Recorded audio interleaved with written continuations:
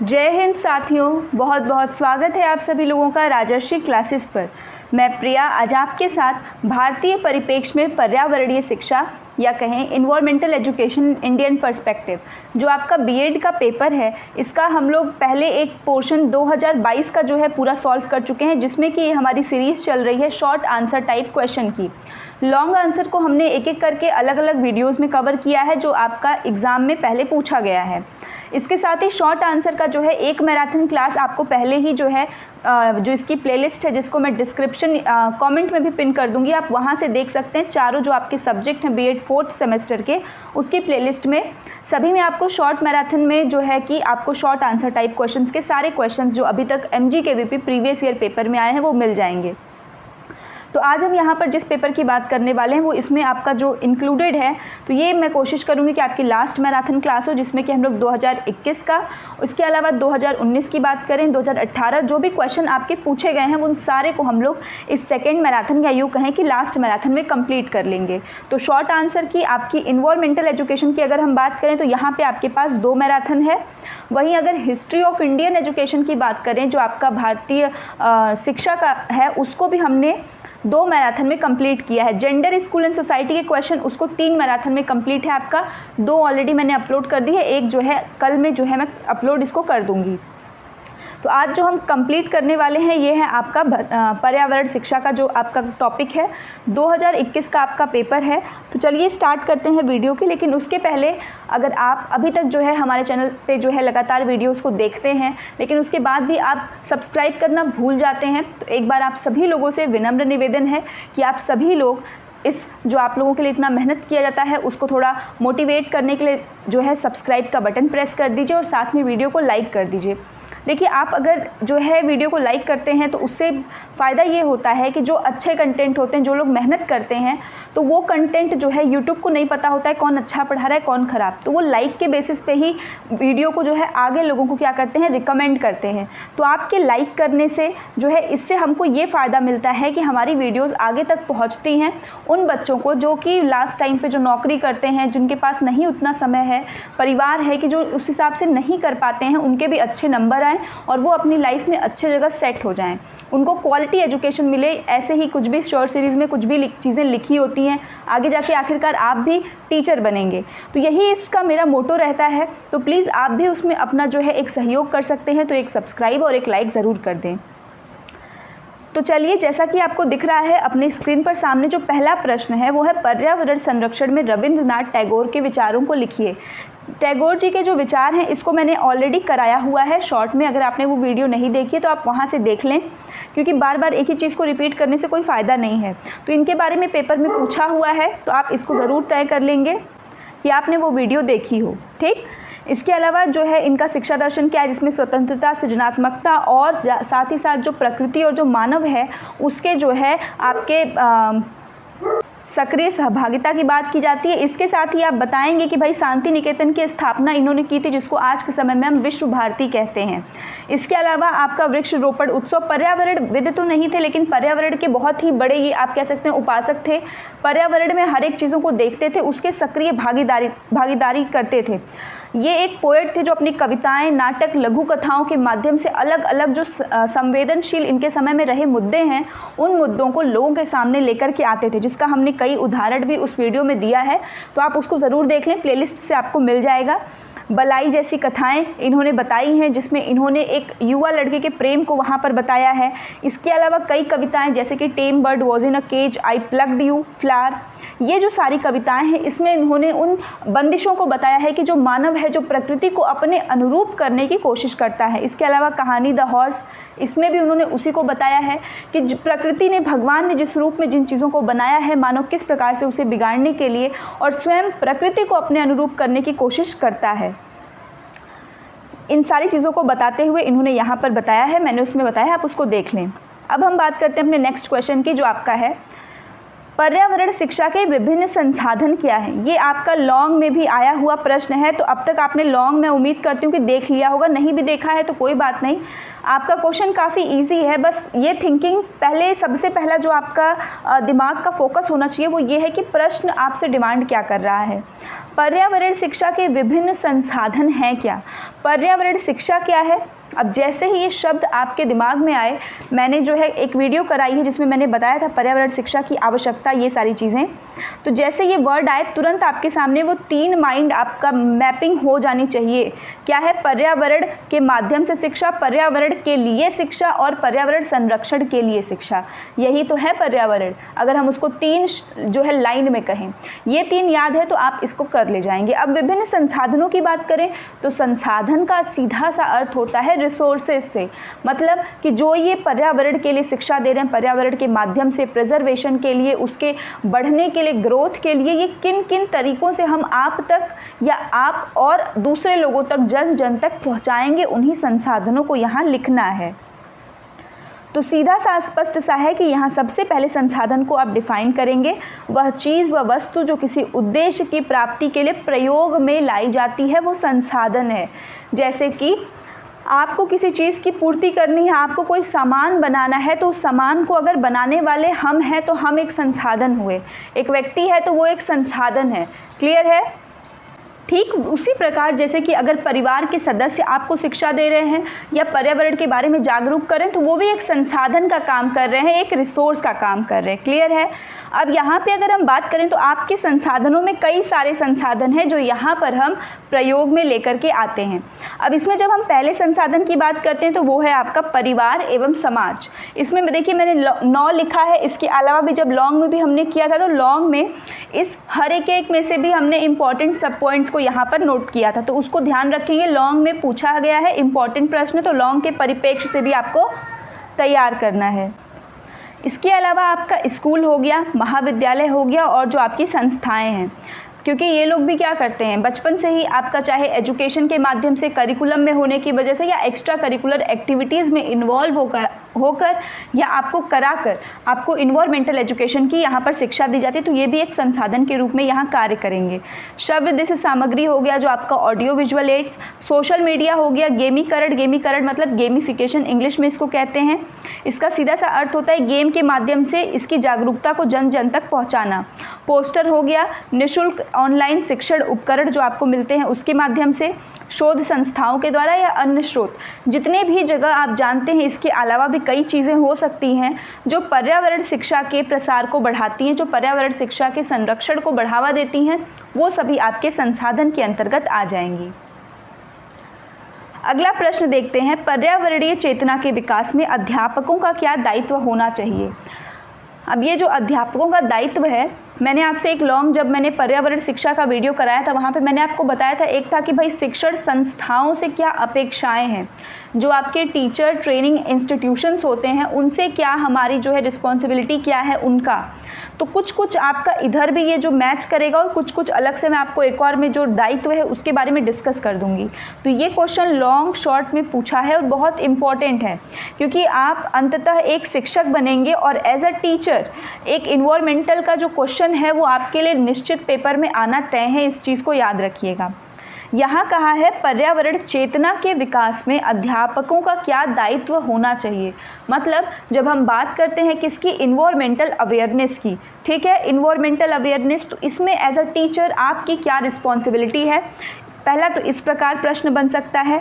यही प्रश्न अगर मैं घुमाऊं तो मैं कहूँगी कि एक अध्यापक के जो है क्या जिम्मेदारी होनी चाहिए अगर बात होती है इन्वायरमेंटल जो है पर्यावरणीय चेतना की या पर्यावरणीय जागरूकता की। चाहे प्रश्न में चेतना लिख दे तो भी यही होगा, जागरूकता लिख दे तो भी यही होगा। इंग्लिश वर्जन देखिएगा, इन्वायरमेंटल अवेयरनेस है, ये दोनों का एक ही होगा, अवेयरनेस। ये चीज़ क्लियर है। तो यहाँ पर चाहे अध्यापकों का दायित्व होना चाहिए या फिर अध्यापकों से क्या अपेक्षाएं हैं, ये आपका प्रश्न एक ही होगा, मतलब प्रश्न अलग अलग है, उत्तर इसका यही होने वाला है। आइए समझते हैं। अब जब बात करेंगे इन्वायरमेंटल अवेयरनेस की, शिक्षा आपने देख लिया शिक्षा क्या है। अब जब अवेयरनेस का मतलब क्या है, जागरूकता। और मैंने आपको बताया है कि जब हम जागरूकता की बात करेंगे तो वो 1, 2, 10, 15 व्यक्तियों के नहीं, जन जन तक उसके प्रति संवेदनशीलता होनी चाहिए, उसके प्रति ज्ञान होना चाहिए। तो पर्यावरणीय जागरूकता, इन्वायरमेंटल अवेयरनेस क्या है कि इसके द्वारा पर्यावरण संबंधी जो तथ्य हैं, जो प्रत्यय हैं, जो प्रक्रिया है, उसके ज्ञान एवं बोध कराया जाता है। मतलब कि आपको इसकी नॉलेज और उस नॉलेज की जो अंडरस्टैंडिंग होती है उसको इसके द्वारा क्या कराया जाता है, इसके द्वारा कंप्लीट कराया जाता है। जो environment related facts, concepts, process का आपको क्या कराया जाएगा, ज्ञान कराया जाएगा। ठीक, कि ये आपका जो है इन्वायरमेंटल अवेयरनेस कहलाता है। पर्यावरण में जितनी भी चीज़ें निहित हैं, चाहे वो जैविक हों चाहे वो अजैविक हों, जब आपको उनकी प्रक्रियाओं का ज्ञान होगा, जब आपको पता लगे कि फूड चेन ऐसी चीज़ें होती हैं, तब तो आपको समझ में आएगा ना कि हर एक जानवर, छोटे से छोटा, बड़े से बड़ा, इनफैक्ट वो भी जिसको आप अपनी नेकेड आई से नहीं देख सकते हैं, खुली आंखों से नहीं देख सकते, जो माइक्रोस्कोपिक होते हैं, जिनको माइक्रो ऑर्गेनिज्म कहते हैं, उनका भी इस पर्यावरण में कितना अहम योगदान है आप तभी तो जान पाएंगे। जो डिकम्पोजर्स होते हैं, जिनको आप किसी काम का नहीं समझते हैं, उनका भी कितना अहम योगदान है। तो यही पर्यावरण अवेयरनेस है, या यूँ कह लें पर्यावरण जागरूकता है। पर्यावरण एक इंटरडिसिप्लिनरी सब्जेक्ट है। इसका मतलब है कि इसका प्रयोग या इसका जो स्थान है वो हर एक विषय में आपको देखने को मिलेगा। पर्यावरण समस्याओं के प्रति जागृति एवं संवेदनशीलता के विकास से ही पर्यावरण की चेतना का विकास संभव है। वही बात है कि जब आप उसके प्रति जागृति करेंगे और संवेदनशील होंगे। एक बात है जो मैं बार बार कहती हूँ कि जानना और मानना दो अलग अलग बातें होती हैं। जानते सभी हैं किंतु मानते नहीं हैं, क्योंकि हमें लगता है कि भाई ठीक है, एक के करने से थोड़े बदलेगा, लेकिन सच्चाई है कि जब एक के करने से ही बदलेगा, जब एक एक करके करेंगे तभी वो बदलेगा। जैसे कि सिंपल सा है आपका एग्जाम्पल कि बूंद बूंद से ही घड़ा भरता है। तो इसके विकास से ही चेतना आएगी जब आप उन चीज़ों के प्रति अवेयर होंगे तभी, जिसके लिए शिक्षक की भूमिका अहम है। अब अपने प्रश्न पे कंसंट्रेट करिए। आपसे अध्यापक पूछा है तो आपने अवेयरनेस चिल्ला करके बता दिया, लिख दिया। अब आप बताएंगे कि वो जो जागृति है, वो जागृति का काम कौन करेगा, शिक्षक करेगा। वो जो संवेदनशीलता लाने का कार्य है वो कौन करेगा, वो शिक्षक करेगा। जो पर्यावरण में निहित समस्याएं हैं उसको जन जन तक पहुंचाने का काम कौन करेगा, शिक्षक। तो क्या शिक्षक घर जाकर करेगा, नहीं, विद्यालय में बच्चों को बताएंगे, बच्चे घर जाकर संप्रेषित करेंगे। आइए देखते हैं किस प्रकार से। सबसे पहला है पाठ सहगामी क्रियाओं का आयोजन करके। पाठ सहगामी क्रियाएं क्या होती हैं, पाठ मतलब आपके करिकुलम के साथ चलने वाली जो क्रियाएं हैं वो पाठ सहगामी क्रियाएं हैं। आप उनको बताएंगे, जो हिडन करिकुलम के अंदर भी आने वाला है उनको बताएंगे, उनकी वर्तमान स्थिति के साथ जोड़ेंगे कि पहले कैसा स्थिति था और आज कैसा है, पहले कैसा वातावरण था आज कैसा है, तो डिफरेंस क्यों आ रहा है, बच्चों को उस चीज़ को एक्सप्लेन करेंगे। पहला तो इससे आप जागरूकता लेकर आएंगे। पर्यावरण चेतना संबंधी फिल्म, निबंध, लेख, रिपोर्ट से मिली सीख को और बढ़ा सकते हैं। जैसे कोई फिल्म है, आपने देखा होगा बहुत सारी ऐसी फिल्में बनती हैं जो पर्यावरण के लिए बनती, कई निबंध, आर्टिकल्स लिखे जाते हैं। तो फिल्म अगर आप बच्चे को बताएंगे कि ये वाली फिल्म देखो, ये बहुत अच्छी है, पर्यावरण की काफ़ी अच्छी सीख मिली है, तो बच्चा स्वयं भी देखता है, परिवार में भी दिखाता है। तो ये भी एक तरीका है जिससे पर्यावरण चेतना को बढ़ाया जा सकता है। प्रदूषण एवं विकृतियों के रूपों को विश्लेषित तथा मूल्यांकित करना, मतलब कि जो प्रदूषण, जो आपका पॉल्यूशन है, जो इतना डेंजरस रूप ले चुका है, उससे और उससे होने वाली प्रॉब्लम्स को एनालिसिस करना बच्चे को सिखाएंगे और उसके बाद आफ्टर रिजल्ट उसका दिखाएंगे कि ऐसी चीज़ें भी हमारे साथ हो सकती हैं। तो लोग डरेंगे। आज अगर मानो प्रिजर्व करने की बात कर रहा है, कंजर्व करने की बात कर रहा है, तो क्यों, एक क्वेश्चन है क्यों, वो इसलिए कर रहा है क्योंकि उसको अपना अस्तित्व खतरे में लग रहा है। ये एक बहुत हार्श रियलिटी है। हमारे यहाँ मैक्सिमम जो प्रोग्राम्स चलते हैं वो इसलिए नहीं क्योंकि नेचर को बचाना है, क्योंकि हम जो है नेचर में हम हैं, ठीक है, वो इसलिए है क्योंकि हमें अपना अस्तित्व खतरे में लग रहा है कि जलवायु परिवर्तन हो रहा है, जब मन तब जिस शहर में बाढ़ आ जा रही है, तो उससे बचने के लिए मानव कर रहा है। पर्यावरण संवेदनशीलता से अवगत कराना, इस कारण भी शिक्षक की भूमिका बहुत अहम है। उनके अवलोकन क्षेत्र का विस्तार कराने में सहायक, ये बहुत इम्पॉर्टेंट है, क्योंकि अवलोकन, जो ऑब्जर्वेशन की कैपेसिटी होती है, वो बच्चे में धीरे धीरे डालने का जो कार्य होता है ना, जब जहाँ जहाँ जिस कक्षा में ज़रूरत है, वो शिक्षक का वहाँ दायित्व होता है। वहाँ बहुत इंपॉर्टेंट क्षेत्र है वो, कि बच्चा क्या ऑब्जर्व कर रहा है और शिक्षक उसमें क्या ऑब्जर्वेशन में उसके स्किल को इन्हांस कर रहा है। पर्यावरण का नकारात्मक सकारात्मक पक्षों की समझ विकसित करने में, जो पॉजिटिव और निगेटिव इम्पैक्ट है इन्वायरमेंट का, उसकी समझ विकसित करने में शिक्षक की भूमिका अहम है। मैंने यहाँ पे लास्ट में किसी के ऐड नहीं किया, लेकिन जब आप एग्ज़ाम में लिखेंगे ना तो वहाँ आप पूरे सेंटेंस में इसको लिखिएगा। फील्ड ट्रिप के माध्यम से, फील्ड ट्रिप हमेशा से एक बेस्ट ऑप्शन रहता है क्योंकि वास्तविक समस्या से आपको अवगत कराता है।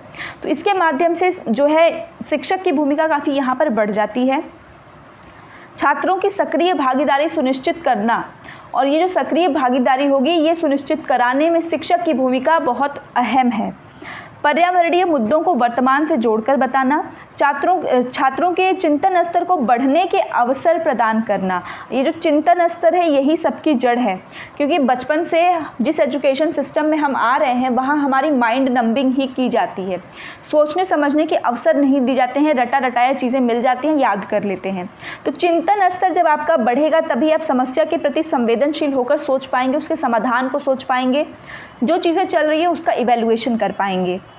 पर्यावरण चेतना पर परिचर्चा को निर्देशित करना, परिचर्चा इन द सेंस कि आपका डिस्कशंस, डिबेट्स को जो है यहाँ पर सही गाइडेंस के साथ देखना। स्पष्टीकरण देना, पहले और वर्तमान का अलग अलग TLM का प्रयोग करके जागरूकता कार्यक्रमों का आयोजन कराकर, अभियान चलाकर, पर्यावरण दिवस पर सक्रियता से भाग लेकर, नैतिक मूल्यों की भावना का विकास और गांधी जी, टैगोर के प्रकृतिवादी विचारों को पहुँचाकर। 18 पॉइंट्स मैंने आपको दिए हैं, इसमें से 15 पॉइंट्स भी अगर आप याद कर लेते हैं तो आपके अध्यापक की भूमिका जो है वो आपकी क्लियर हो जाएगी। प्रश्न शॉर्ट में, लॉन्ग में, दोनों में पूछता है, इसलिए इंपॉर्टेंट क्वेश्चन है, इसको ध्यान रखिएगा। नेक्स्ट है वायु प्रदूषण के दुष्परिणाम। What are the negative impacts या कॉन्सिक्वेंसेस ऑफ एयर पोल्यूशन। देखिए ये प्रश्न आपका जो है 2021 का मैं अभी सॉल्व करा रही हूँ, 2021 में भी पूछा और 2019 में भी पूछा है। 2019 में बस इसने लैंग्वेज चेंज कर दिया है, बोला था कि मानव स्वास्थ्य पर पड़ने वाले क्या परिणाम है प्रदूषण के या वायु प्रदूषण के मानव स्वास्थ्य पर। तो पहला तो जो दुष्परिणाम है, जब आप इसको एक जनरल व्यू में देखेंगे तो आप सबके लिए बताएंगे, लेकिन यहाँ इन्होंने लिमिट कर दिया है कि मानव स्वास्थ्य को बताना है, तो वो भी मैं आपको लास्ट में बताऊंगी। वायु के भौतिक, रासायनिक या जैविक गुणों में कोई भी अवांछित परिवर्तन, ध्यान दीजिएगा, वायु के भौतिक, रासायनिक या जैविक गुणों में कोई भी अवांछित परिवर्तन जिसके द्वारा सभी जीवों के जीवन जीने की परिस्थिति या सांस्कृतिक संपत्ति को हानि पहुंचती है, तो उसे हम क्या कहते हैं, उसे हम कहते हैं, या फिर प्राकृतिक संपदा जो है वो नष्ट होती है तो इसे हम वायु प्रदूषण कहते हैं। सिंपल सी चीज़ है, वायु प्रदूषण का मतलब जो हवा में फैली हुई विकृति हो गई है, जो पहले से कंपोजिशन था, जो उसका जैविक बनावट थी, जो संरचना थी, या यूँ कह लें जो उसका ऑर्डर था, जब उन गैसेस में, क्योंकि एटमॉस्फेयर में क्या है, गैसेस ही तो हैं, तो जब उन गैसेस की मात्रा में असंतुलन होगा, जब उनकी गुणवत्ता में क्या होगा, गिरावट होगी, तो उस गिरावट का रिजल्ट हमको कहाँ देखने को मिलेगा, कॉन्सिक्वेंस कहाँ देखने को मिलेगा। एक तो उसकी वजह से जो है आपकी सांस्कृतिक संपदा नष्ट होगी, आपके प्राकृतिक संपदा नष्ट होगी, आपका खुद का हेल्थ, तो मतलब उससे जब विकृति पैदा होने लगे तो ये वायु प्रदूषण कहलाता है। अब ये जो वायु प्रदूषण है ये दो प्रकार से है, एक है प्राकृतिक वायु प्रदूषण और एक है कृत्रिम। जब हम बात करते हैं प्राकृतिक वायु प्रदूषण की, तो प्राकृतिक का मतलब है कि ऐसे फैक्टर, ऐसे कॉजेज जो कि प्राकृतिक, नेचुरल हैं, जिनकी वजह से नेचर में हमारे चेंज होता है। जैसे जंगल की आग, जो जंगल में लगी हुई आग होती है वो स्वयं से लगती है और उससे निकलने वाले बहुत सारे ऐसे हार्मफुल गैसेस होते हैं, जब वो बर्न होते हैं, जब आपकी हरी लकड़ी जब हम जलाते हैं या फिर जब गीली लकड़ी होती है वो जलती है, तब ज्वालामुखी हो गया, उससे भी निकलने वाली जो हार्मफुल गैसेस हैं वो आपकी एयर में जाती हैं। तूफान, दलदल, जो दलदल होता है उससे भी मीथेन गैस का प्रोडक्शन होता है जो कि काफ़ी हार्मफुल होता है। तो ये तो प्राकृतिक हो गए। अब हम बात करते हैं मानवीकृत या फिर कृत्रिम की, जो आपके ह्यूमन मेड हैं या फिर जिनको हम आर्टिफिशियल कहते हैं। इनमें कुछ नाम है जैसे कि सल्फर डाइऑक्साइड, CO2, हाइड्रोकार्बन, ये सारा। इसके कारण क्या है जो कृत्रिम है, तो आपको ये जानकर जो है आश्चर्य नहीं होगा कि मानवीकृत कारण, जो कृत्रिम कारण है उसकी संख्या बहुत ज़्यादा है, 80% तक है, क्योंकि ये हमने किया है। नेचुरल फैक्टर से काफ़ी कम होता है। इसका कारण सबसे पहला जो औद्योगिक निर्माण और जो कारखाने हैं, इंडस्ट्रियलाइजेशन के दौर में हम हैं, औद्योगिकरण की जो क्रांति आपकी चली है, अब उसकी वजह से जगह जगह इंडस्ट्री जो है वो डेवलप होती हैं। उन इंडस्ट्रीज से जो है ये दोनों को नुकसान पहुंचाती हैं। ये जो आपके कारखाने हैं, एक तो तरफ ऊपर ये लोग जो है हवा को पूरी तरीके से पल्यूट करते हैं, फिर अपना जो है वाटर सिस्टम को ले जाते हैं और वाटर में करके वाटर पोल्यूशन भी करते हैं। सबसे पहला कारण ये है। उसके बाद कृषि कार्य में भी अलग अलग प्रकार के प्लांट्स को बचाने के लिए फर्टिलाइजर, डीडीटी, मैन्योर तो मान लीजिए आपका वो होता है, लेकिन उसमें भी जो है कई सारे स्प्रे वाले आइटम आते हैं। जो स्प्रे वाले आइटम है उनका जो गैस होता है वो एटमॉस्फेयर में जा करके उसमें काफ़ी प्रॉब्लम क्रिएट करता है।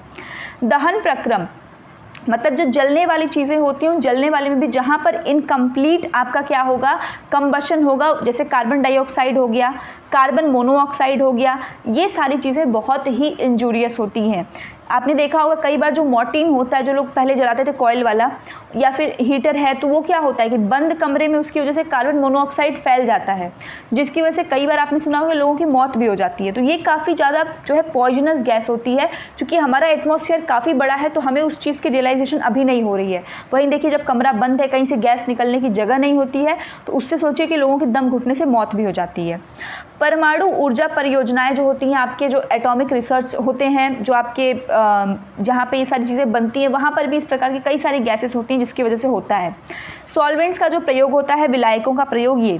अब बात करते हैं दुष्प्रभाव की। दुष्प्रभाव में देखिए आपसे मानव संबंधित दुष्प्रभाव पूछा है, किंतु पहले वाले प्रश्न में उसने जनरल पूछ दिया था कि भाई दुष्परिणाम क्या है, तो जनरल रहेगा तब आप तीनों को लिखेंगे। 3 इसमें है, वायुमंडल है, फ्लोरा फौना मतलब जो आपके प्लांट्स हैं, और एक मानव। जिस प्रश्न में आपसे सिर्फ मानव का पूछेगा तो मानव को थोड़ा बड़े में बताइएगा, बाकी सबको छोटे छोटे में बता दीजिएगा, लेकिन बताइएगा ज़रूर, ठीक। सबसे पहले बात करते हैं मानव की। तो मानव संबंधी जो समस्या है यहाँ, उसमें सबसे पहले आपकी है श्वसन संबंधी बीमारी, मतलब सांस लेने से, क्योंकि सबसे पहले जो एयर है वो आपके रेस्पिरेटरी सिस्टम को ही ब्लॉक करने का काम करता है।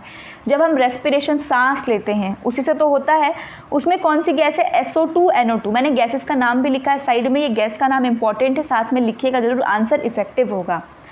श्वसन संबंधी जो बीमारी है ये इसकी वजह से होता है, SO2 और NO2 जो सबसे पहले जो है आपके इफेक्ट करता है रेस्पिरेशन को। नेक्स्ट है कार्डियोवैस्कुलर प्रॉब्लम, जो हृदय संबंधी जो बीमारियां होती हैं ये होती हैं, जिसमें आपका कार्बन मोनोऑक्साइड मुख्य है। कौन है, कार्बन मोनोऑक्साइड आपका मुख्य है इसमें। फिर बात करें तो जो नर्वस सिस्टम है, जो आपका स्नायु तंत्र होता है, उसमें हैवी मेटल्स के कारण जो आपका PB लेड हो गया, HG मरकरी हो गया, AR आर्सेनिक, ठीक है। PB क्या है आपका, लेड हो गया, लेड आपका ये सब मेटल हैं। HG जिसको हम मरकरी कहते हैं, जो आपका लिक्विड रहता है हमेशा, ये। उसके बाद आर्सेनिक, ये सभी आपके क्या है, हैवी मेटल है। इनके प्रयोग से या इनका जो आपका एयर में कॉन्स्टिट्यूएंट्स होते हैं, इनकी वजह से जो हमारी नर्वस सिस्टम है वो इफ़ेक्ट होती है। तो आपको पता होना चाहिए कि नर्वस सिस्टम के अंदर आपके कौन कौन आ जाता है, स्पाइनल कॉर्ड आपका आता है, आपका ब्रेन आता है, आपके नर्व्स आते हैं। ये 3 पार्ट आते हैं आपके नर्वस सिस्टम के अंदर। और कौन आएगा, नर्व्स, ठीक है, नर्व्स। ये 3 लोग इसके अंदर आएंगे। तो ये तीनों लोग क्या होते हैं, इससे इफेक्ट होते हैं। इसके अलावा आपका यूरिनरी सिस्टम हो गया, आपका डाइजेस्टिव सिस्टम हो गया, ये सभी लोग इससे इफेक्ट होते हैं। तो मानव संबंधी में देखिए मैंने आपको कौन कौन सा बताया। तो अब आप जो है एक अपना जो है सोचिए, इसमें रटने जैसी कोई चीज़ नहीं है, ईजी कॉन्सेप्ट है, मैं आपको बताती हूँ। अब ये एक व्यक्ति है, मान लीजिए एग्जाम्पल है कि ये हम लोग ही हैं, मान लीजिए आप अपने अपने को सब लोग मान लेंगे भाई। तो यहाँ पर सबसे पहला कि जब एयर आप ले रहे हैं, इनहेल कर रहे हैं, तो सबसे पहले तो आपका जो लंग्स है उसने इसी को इफेक्ट किया, ठीक है। सांस को आपके सबसे पहले प्रभावित किया, लंग्स को। कौन है यहाँ पे, लंग्स।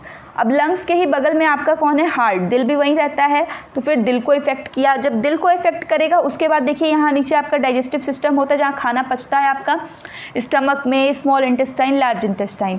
तो डाइजेशन को भी कर रहा है, और वहीं डाइजेशन के पास आपका यूरिनरी सिस्टम भी है भाई, एक्सक्रीट करने के लिए। तो यहाँ पे यूरिनरी को भी करेगा, उसके बाद डाइजेशन को भी करेगा, और इन सब में सबसे इम्पॉर्टेंट जो बीच में आपकी सबको जोड़ने वाली पीछे से जो हड्डी जा रही है, और ये जो दिमाग जो सोचने का काम कर रहा है, और जो आपकी नसें पूरे बॉडी में जा रही हैं, सबको ये क्या कर रहा है, इफेक्ट कर रहा है। एक प्रकार से सोचिए तो ये आपके पूरे के पूरे बॉडी के बैलेंस को डिस्टर्ब करने का काम कर रहा है। क्लियर है। तो ये भूलेगा नहीं आपसे बिल्कुल भी, क्योंकि आपसे संबंधित है। और इसको बस अपने से जोड़ कर देखिए कि भाई सबसे पहले ये क्या कर रहा है, रेस्पिरेशन को प्रॉब्लम कर रहा है, फिर दिल को प्रॉब्लम कर रहा है, फिर नर्वस सिस्टम में जिसमें 3 पार्ट बताया मैंने, उसको भी आप चाहें तो एग्जाम में एलैबोरेट करके बता सकते हैं अगर जो है आंसर आपको लग रहा है छोटा है। यूरिनरी सिस्टम है, डाइजेस्टिव सिस्टम है, तो और बड़ा करना है आंसर, तो यहाँ भी आप इसको जो है और ओपन करके बता सकते हैं कि यूरिनरी सिस्टम है तो भाई वहाँ पे जैसे कि जो लोग होते हैं जब उनको मतलब अंदर से जैसे गैसेस का ज़्यादा इन्हेलेशन होता है तो उनको जो वॉशरूम जैसे टॉयलेट करते हैं तो उसमें काफ़ी ज़्यादा जलन होती है, ये सारी चीज़ें भी जो है देखने को आती हैं। इसके साथ डाइजेस्टिव सिस्टम की बात करें तो डाइजेशन भी स्लो डाउन हो जाता है, कई बार जो है पेट खराब, ये सारी चीज़ें भी हो जाती हैं इसकी वजह से। ठीक, तो ये सारी डिटेल की चीज़ें हैं, लॉन्ग में पूछे तब इतना ज़रूरत है, वरना शॉर्ट करें तो इतना काफ़ी है आपका। फ्लोरा फौना वनस्पतियों की बात करें तो इस वायु प्रदूषण का प्रभाव हमारे पौधों पर क्या पड़ता है। तो जब हम बात करते हैं पौधों की, तो पौधों की भी जो श्वसन की समस्या है, अब आप कहेंगे पौधे कहाँ सांस लेते हैं, तो बिल्कुल लेते हैं, जैसे हम लेते हैं वैसे ही वो भी लेते हैं, बस उनका सांस लेने का तरीका अलग है। जो वो लोग इनहेल एक्सेल करते हैं, बिना इनहेल एक्सेल किए ही आपको ऑक्सीजन देते हैं और आपका कार्बन डाइऑक्साइड लेते हैं, तो उनको भी ये प्रॉब्लम आता है कि फिर उनकी भी जो जैसे पत्तियाँ, देखिए मेन जो जैसे हमारे में हमारी बॉडी है वो बंद है, मतलब क्लोज्ड है, एक मुँह ही खुला हुआ है जिससे कि मतलब हम लोग खाते पीते हैं सब करेंगे। बट प्लांट्स के लीव्स ओपन है, जब इस पर पानी गिरेगा, पानी मिलेगा या जड़ से मिल रहा है तो भी ठीक है, सनलाइट को ट्रैप करने के लिए होती हैं।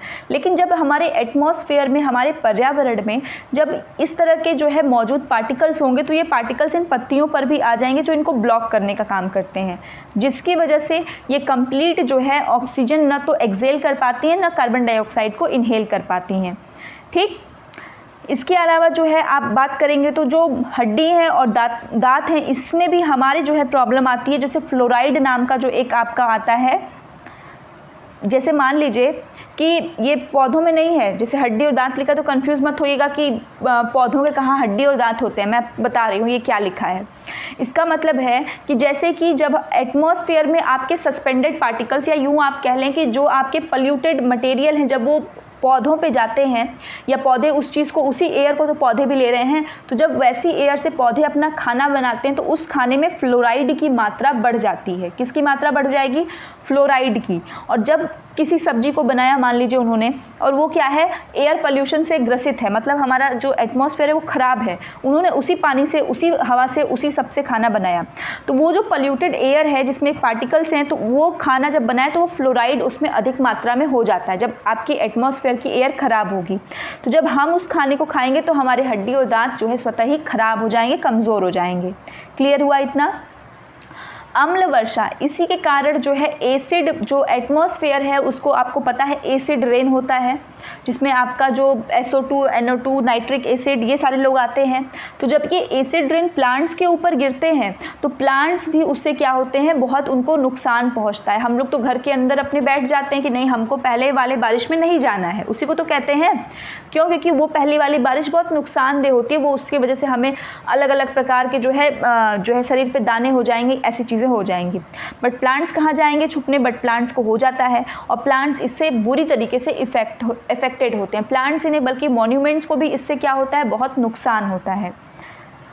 अब वायुमंडल की बात करें तो वायुमंडल में देखिए मौसम, विजिबिलिटी, दृश्यता और जलवायु, ये तीनों चीज़ें जो है इसकी यहाँ इफ़ेक्ट संकट में होती हैं। सबसे पहला मौसम, अगर आपका मौसम पल्यूटेड है, मौसम क्या मतलब एटमॉस्फेयर पल्यूटेड है, उसमें जो है आपके जो पार्टिकल्स हैं जिन्होंने उसकी गुणवत्ता को ख़राब किया है, जैसे CO2 की मात्रा अधिक है, SO2 की मात्रा अधिक है, NO2 की मात्रा अधिक है, फ्लोराइड अधिक है, तो मौसम जो है वो आपका कभी भी साफ़ नहीं रहेगा, क्लियर मौसम नहीं रहेगा, विजिबिलिटी नहीं रहेगी। जलवायु जो है वो टाइम टू टाइम और डिग्रेड करेगा, ख़राब होगा, जिसकी वजह से एसिड डिपोजिशन बढ़ेगा तो एसिड रेन की मात्रा भी बढ़ेगी। इट्रोफिकेशन होगा, इट्रोफिकेशन N2 और NH3 की मात्रा जिसमें बढ़ेगी। स्मॉग और लॉस जो है आपका ओजोन लेयर का जो है जो क्षरण हो रहा है वो भी तेज़ी से होगा। ग्रीन हाउस इफेक्ट जैसी चीज़ें हमें देखने को मिलती हैं। ठीक है, तो ये सारी चीज़ें आपकी किसकी वजह से होती हैं? एसिड रेन के दुष्परिणाम की वजह से। अब मैं आपके लिए एक जगह लाइन से लिख कर लाई हूँ कि कौन कौन सी गैसेस हैं। इन गैसेस का नाम आप एक साथ इनको ज़रूर याद कर लीजिए। एसिड आपका एयर पोल्यूशन के लिए जिम्मेदार हैं ये लोग। कौन कौन है? सबसे पहले है मीथेन, मीथेन CH4, CFC जो लिखा है इसका क्या मतलब है? क्लोरोफ्लोरोकार्बन। जो आपके रेफ्रिजरेटर में, आपके एसी में, आपके डिओडेंट्स में पाई जाती हैं, बहुत नुकसानदेह होती हैं। अमोनिया, NH3, कार्बन मोनोऑक्साइड जो आपका CO है, फ्लोराइड जो मैंने अभी आपको बताया, कार्बन डाइऑक्साइड, नाइट्रोजन, सल्फर के ऑक्साइड, लीड, आर्सेनिक, मरकरी, ये सब हैवी मेटल हैं। निकल, ठीक है, ये सब देखिए लिखा है हैवी मेटल है। Nitric acid, sulphuric acid, smoke, ये सब ऐसे आपके पल्यूटेंट हैं। क्या कहेंगे इनको? पल्यूटेंट। पल्यूटेंट और पॉल्यूशन में क्या अंतर होता है कि जब हम बात करते हैं पल्यूटेंट की, तो पल्यूटेंट का मतलब है कि वो सब्सटेंस जो आपके नेचर को, आपके इन्वायरमेंट को डिग्रेड करने का काम कर रहे हैं, पॉल्यूशन है जिस प्रक्रिया के द्वारा कर रहे हैं। क्लियर है? So these all are the gases और pollutant that cause the air pollute. Clear? तो देखिए 2021 का पेपर हमने सॉल्व कर लिया है। अब आप कहेंगे 2021 में बस इतना कम क्वेश्चन था, तो बाकी क्वेश्चन 2022 के रिपीटेड थे। ठीक, इन्वायरमेंटल में काफ़ी क्वेश्चन रिपीट हुआ है। इन्वायरमेंटल के सब में हुआ है। जेंडर स्कूल सोसाइटी ऐसा पेपर है जिसमें मैंने शुरुआत में ही बताया था कि उसके काफ़ी कम क्वेश्चन रिपीट हुए थे, कुछ क्वेश्चन ही रिपीट हुए थे, इसलिए उसकी आपको 3 वीडियो देखने को मिलेगी।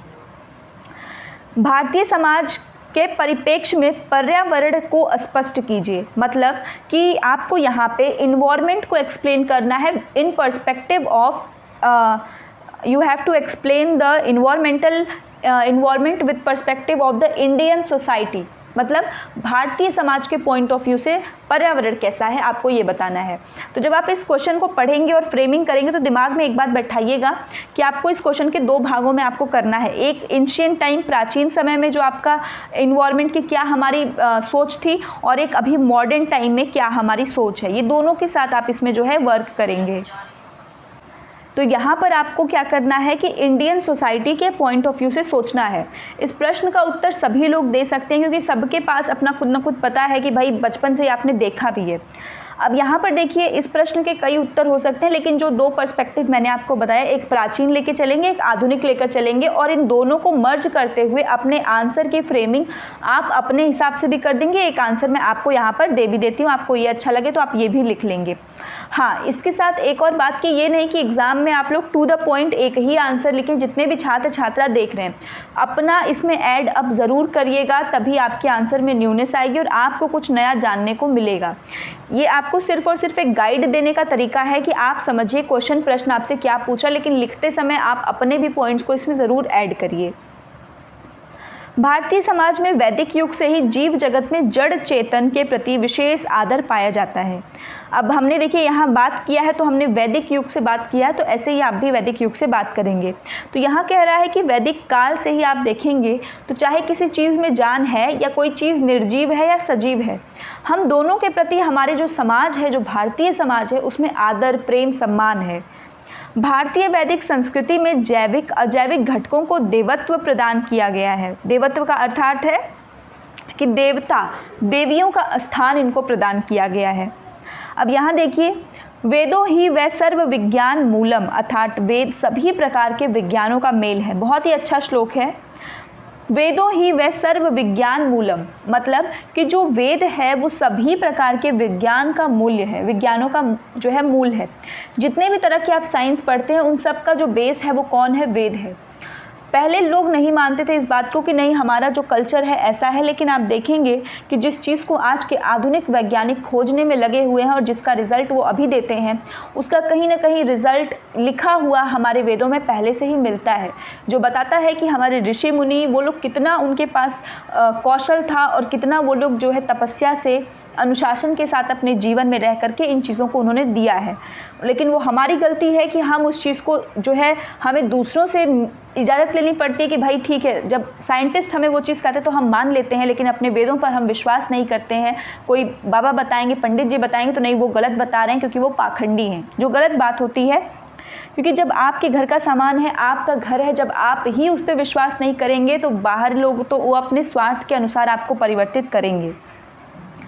अब इसके साथ अगर हम बात करें तो इकोलॉजिकल बैलेंस, जो आपका पारिस्थितिकी संतुलन की बात करते हैं, इसका संबंधी ज्ञान, मतलब कि जो आपकी पारिस्थितिकी संतुलन क्या है? Ecological balance. इकोलॉजी का मतलब क्या होता है? इको का मतलब इन्वायरमेंट, लॉजी का मतलब जो उनका हैबिटेट है, जो उसकी स्टडी है।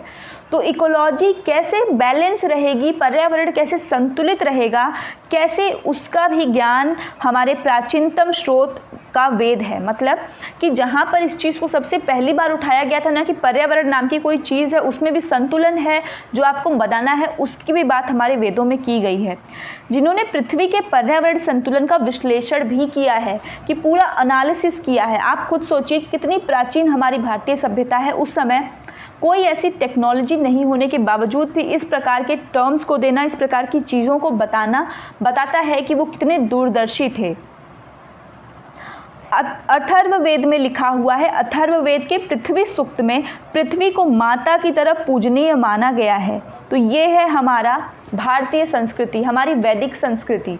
इसमें बताया गया है अथर्ववेद के पृथ्वी सूक्त में कि जो पृथ्वी है हमारी, उसको माता की तरह, एक मदर की तरह क्या माना गया है कि वो एक माता की तरह पूजनीय है।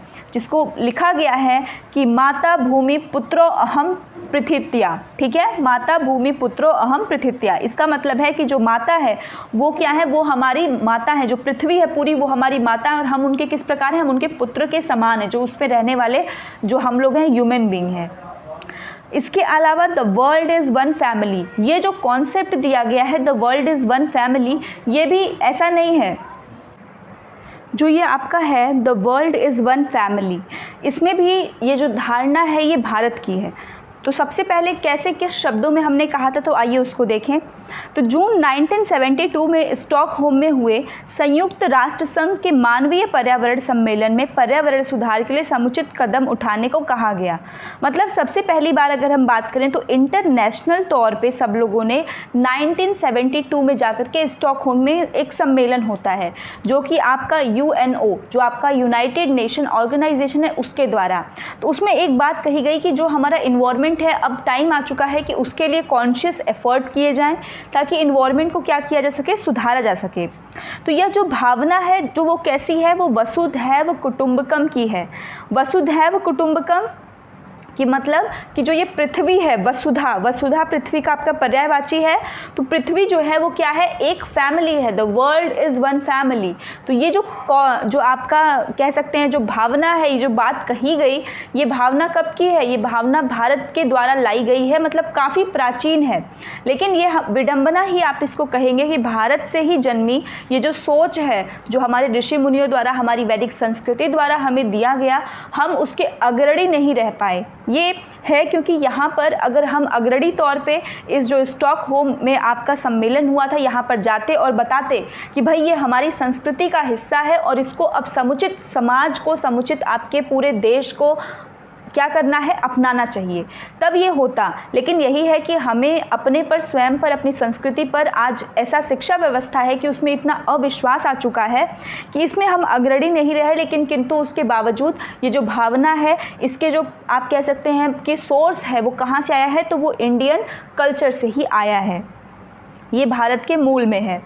तो इतना हमने बता दिया वैदिक के बारे में। अब आज पर्यावरण के प्रति, मतलब अब वर्तमान की बात करेंगे कि आज जो भारतीय समाज, जो संस्कृति है, उसमें पहले के प्रति जो पर्यावरण का हमारा लगाव था, सम्मान था, अब वो धीरे धीरे क्या हो रहा है, स्वार्थ में बदलता जा रहा है। ठीक है, किस में बदल रहा है, स्वार्थ में। पहले के लोगों में पर्यावरण को लेकर के वो उसको माता मानते थे, उसको उस हिसाब से अपनी माँ की इज्जत करते थे, माँ की केयर करते थे, उस टेंडेंसी से लेकर कि भगवान सब कुछ देख रहा है। एक भय, वो जो भय था वो धर्म के माध्यम से बनाया गया था कि अगर आप पेड़ काटेंगे तो ऐसा होगा, या फिर पेड़ को बचाना है, तमाम चीज़ें थीं जो आज अब नहीं हैं, जिसके परिणाम स्वरूप ग्लोबल वार्मिंग, पोल्यूशन जैसी बातें आज गंभीर रूप से समाज के सामने खड़ी हैं। जिसका बहुत बड़ा रीज़न जो है, एक तो पॉपुलेशन ग्रोथ, बढ़ती हुई जनसंख्या, दूसरा इकोनॉमिक ग्रोथ, जो आर्थिक स्थिति में वृद्धि है। ये जो आर्थिक स्थिति में वृद्धि, इसका सीधा सा अर्थ ये नहीं कि कोई पैसा कमा रहा है उससे समस्या है। आर्थिक स्थिति में वृद्धि ये है कि मतलब अब चीज़ें सब लोग बहुत क्या हो गए, स्टेटस हो गया है। पहले एक ही घर रहता था, वो भी मिट्टी का, ठीक है, आप मकान बनवाए लोगों ने धीरे धीरे, लेकिन उसके बावजूद भी लोगों को अब इंडिविजुअल क्या चाहिए, चीज़ें चाहिए होती हैं, सबको सामान चाहिए होता है, वो भी लकड़ी का फर्नीचर। क्लियर हुआ।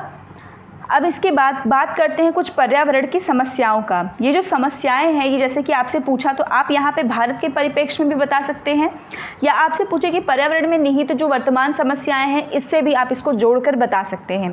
तो जब हम समस्याओं की बात करेंगे तो हम तीनों समस्याओं की बात करेंगे। एक तो आपके लोकल लेवल पर, इसके साथ ही नेशनल लेवल पर, इसके साथ ही इंटरनेशनल लेवल पर, तीनों लेवल पर हम समझेंगे कि पर्यावरण से किस प्रकार की समस्याएं आती हैं। भारत के केस में भी आप इसको लिख सकते हैं, कोई दिक्कत नहीं। जो प्रश्न आपसे पूछा है कि भारतीय समाज में, उसके परिप्रेक्ष्य में बता सकते हैं कि आधुनिक समय में ये समस्याएं हैं। लोकल लेवल पे बात करें तो लैंड डिग्रेडेशन, सीवेज डिस्पोजल, इसके साथ डिस्ट्रक्शन ऑफ हैबिटेट। इसका सीधा सा अर्थ है कि जो आपकी भूमि है उसका जो है क्षरण होना, डिग्रेड होना। जो सीवेज है उसकी प्रॉपर व्यवस्था न होना, जो कि आपके नदियों में, तालाबों में, अब तो वो भी काफ़ी कम हो गए हैं, बड़ी बड़ी जो नदियाँ हैं उनमें जाकर उसका मिल जाना। और इसके साथ ही डिस्ट्रक्शन ऑफ हैबिटेट्स, जो आपके जीव जंतु हैं उनका जो रहने का स्थान, जो उनका घर है, उसका ख़त्म होना। राष्ट्रीय स्तर पर अगर पर्यावरण की समस्याओं की बात करें तो बायोडाइवर्सिटी का खत्म होना। बायोडाइवर्सिटी का सीधा सा अर्थ है कि जो जीव जंतु हैं और जो पेड़ पौधे हैं उनका धीरे धीरे क्या होना, हनन होना या फिर क्षरण होना। पॉल्यूशन, जो पर्यावरण आपका प्रदूषण है वो एक बहुत बड़ी समस्या है राष्ट्रीय स्तर पर भी और अंतर्राष्ट्रीय पर भी। इल्लीगल ट्रेड, हर देश इस चीज़ से परेशान होता है कि जो जानवर हैं उनकी जो है इल्लीगल तरीके से जो उनके जो है स्किन के लिए, दांतों के लिए या फिर जो है परफ्यूम के लिए, आपने सुना होगा मस्क डियर जिसको मार दिया जाता है, ठीक है, फर कोट, बैग, लेदर, अलग अलग चीज़ें बनाने के लिए। तो ये सरकार द्वारा कुछ चीज़ों पर जो है लेकिन मैक्सिमम चीज़ें इल्लीगल तरीके से इसको करी जाती हैं। तो ये भी एक समस्या है जो पर्यावरण की जो है बहुत बड़ी समस्या है। पोचिंग हो गया, इल्लीगल हंटिंग हो गया। इंटरनेशनल ट्रेड की अगर हम बात करें तो यहाँ पर global warming, climate change and ozone layer depletion जैसी समस्याएं हमारे सामने देखने को मिलती हैं। अब आते हैं नेक्स्ट क्वेश्चन पर, पर्यावरण के घटक, जैविक घटक आपसे पूछा है।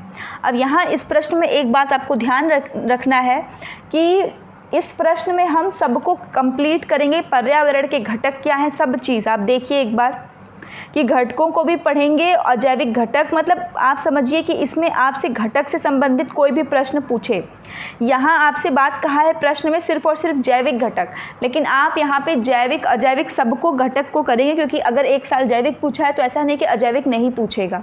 तो दोनों आपको पता होना चाहिए। काफ़ी आसान है, सरल है, बचपन से ही आप पढ़ते आए हैं, एक बार देख सकते हैं। सबसे पहले घटक से मतलब क्या है? घटक से सीधा सा अर्थ होता है जो आपके पर्यावरण के तत्व हैं। तत्व मतलब जो एलिमेंट्स हैं जिनके द्वारा पर्यावरण का निर्माण होता है, वही उसके घटक होते हैं, वही उसके डायमेंशंस होते हैं, ठीक है। जिनके द्वारा क्या होता है, पर्यावरण का निर्माण होता है, फॉर्मेशन होता है, उसके जो एलिमेंट्स होते हैं, की फैक्टर्स होते हैं, वही हैं। अब यहाँ देखिए जो आपका पर्यावरण है, ये जो पर्यावरण है इसमें आपके जैविक वातावरण भी उतना ही मायने रखता है, भौतिक वातावरण भी उसका उतना ही मायने रखता है और सांस्कृतिक वातावरण भी उतना ही मायने रखता है। तीनों चीज़ें जब मिलती हैं, आपस में इंटर रिलेट करती हैं, तब जाकर आपका एक वातावरण बनता है जो पर्यावरण कहते हैं। ये डायग्राम आप अगर ड्रॉ करना चाहें तो आप अपने एग्ज़ाम की कॉपी में ज़रूर ड्रॉ करें। देखिए बीएड का जो पेपर जब आप देना तो एग्ज़ाम डायग्राम्स बहुत इंपॉर्टेंट है। डायग्राम किसी भी रूप में हो, ट्री डायग्राम हो जैसे मैं आपको इसमें दिखाती हूँ, इसलिए क्योंकि ये लिख कर दिखाती हूँ तो इसमें इम्पॉर्टेंट है, क्योंकि जब तक आप उस चीज़ को देखेंगे नहीं, कि जब तक होता है ना कि बच्चों को वैसी चीज़ें दिखाई नहीं, तब तक बच्चे करते नहीं हैं। तो इसको आप एकदम अपने हैबिट में बना लीजिए कि आपको अगर अच्छे नंबर लाने तो डायग्राम का प्रयोग ज़रूर से ज़रूर करना है। तो आपका सांस्कृतिक वातावरण, तो वातावरण का जो फॉर्मेशन होगा वो सब चीज़ों के मिलने से होगा, चाहे वो भौतिक वातावरण हो, सांस्कृतिक वातावरण हो या आपका जैविक वातावरण हो। ये क्लियर हुआ। वातावरण को प्रमुख रूप से 3 घटकों में यहाँ पर वर्गीकृत किया जाता है। प्रमुख रूप से कितने घटक हैं? 3 घटक हैं। ऊर्जा में कोई सब घटक नहीं होता, मतलब उसके और कोई पार्ट नहीं होते हैं, तो मुख्यतः हम 2 को ही पढ़ लेते हैं, जैविक और अजैविक। जैविक जिसको कि हम क्या कहते हैं, आपका अभौतिक घटक भी कह देते हैं। अजैविक घटक का मतलब जिसमें जान नहीं होता, जो निर्जीव होते हैं, जिनको भौतिक घटक कहते हैं, फिजिकल कंपोनेंट कहते हैं, ठीक है। घटक को इंग्लिश में पूछेगा तो ये कंपोनेंट होगा, आयाम बोलेगा तो वो डायमेंशन होगा, ठीक है। तो कंपोनेंट क्या है? तो कंपोनेंट जो उसके एलिमेंट्स हैं, जो उसके मूल हैं। तो 3 घटकों में जब हम विभाजित करते हैं तो पहला है आपका अजैविक घटक। यहाँ मैंने एक चार्ट के रूप में ड्रॉ किया है। ये चार्ट अगर शॉर्ट में आपसे पूछता है तो हाफ पेज से थोड़े कम में आप इस चार्ट को ड्रॉ कर दीजिएगा।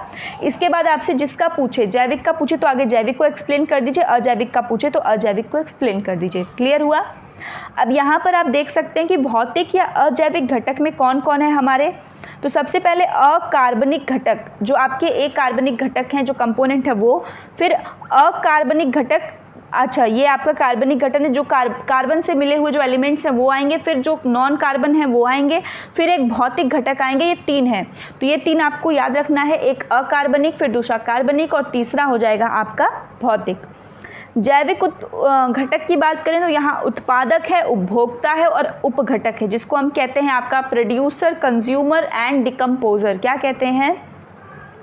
प्रोड्यूसर, उपभोक्ता आपका कंज्यूमर और अपघटक आपका डिकम्पोजर। ठीक है, प्रोड्यूसर, कंपोजर और डिकम्पोजर, कंज्यूमर। तो यहाँ पर जो बात है ये तो बचपन से सबने पढ़ा है। उत्पादक, प्रोड्यूसर कौन होते हैं? हमारे प्लांट्स, उनके अलावा कोई और अपना खाना खुद से प्रिपेयर नहीं कर सकता है। प्रोड्यूसर किसको कहते हैं? कि वो जो कि अपना खाना खुद से प्रिपेयर कर सकते हैं, one who make their own food by itself. और उपभोक्ता, कंज्यूमर, वो जो खाना ये बनाएंगे उसको खाने का काम कौन करेगा? ये उपभोक्ता करेगा, जिसमें हम प्राइमरी, सेकेंडरी, टर्शियरी और जो है लास्ट हम देखते हैं डिकम्पोजर्स को।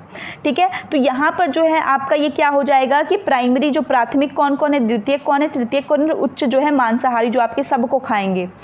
ठीक, अब इसमें अपघटक, प्राइमरी में जो आपने पढ़ा है हार्बीवोरस, कार्निवोरस, ओमनीवोरस, ठीक, ये सारे लोग हैं। अपघटक का मतलब जो डिकम्पोजर है, जो कि इन सब के बचे खुचे को क्या करते हैं? डिकम्पोज करते हैं। उसके बाद जो एनर्जी कंपोनेंट है।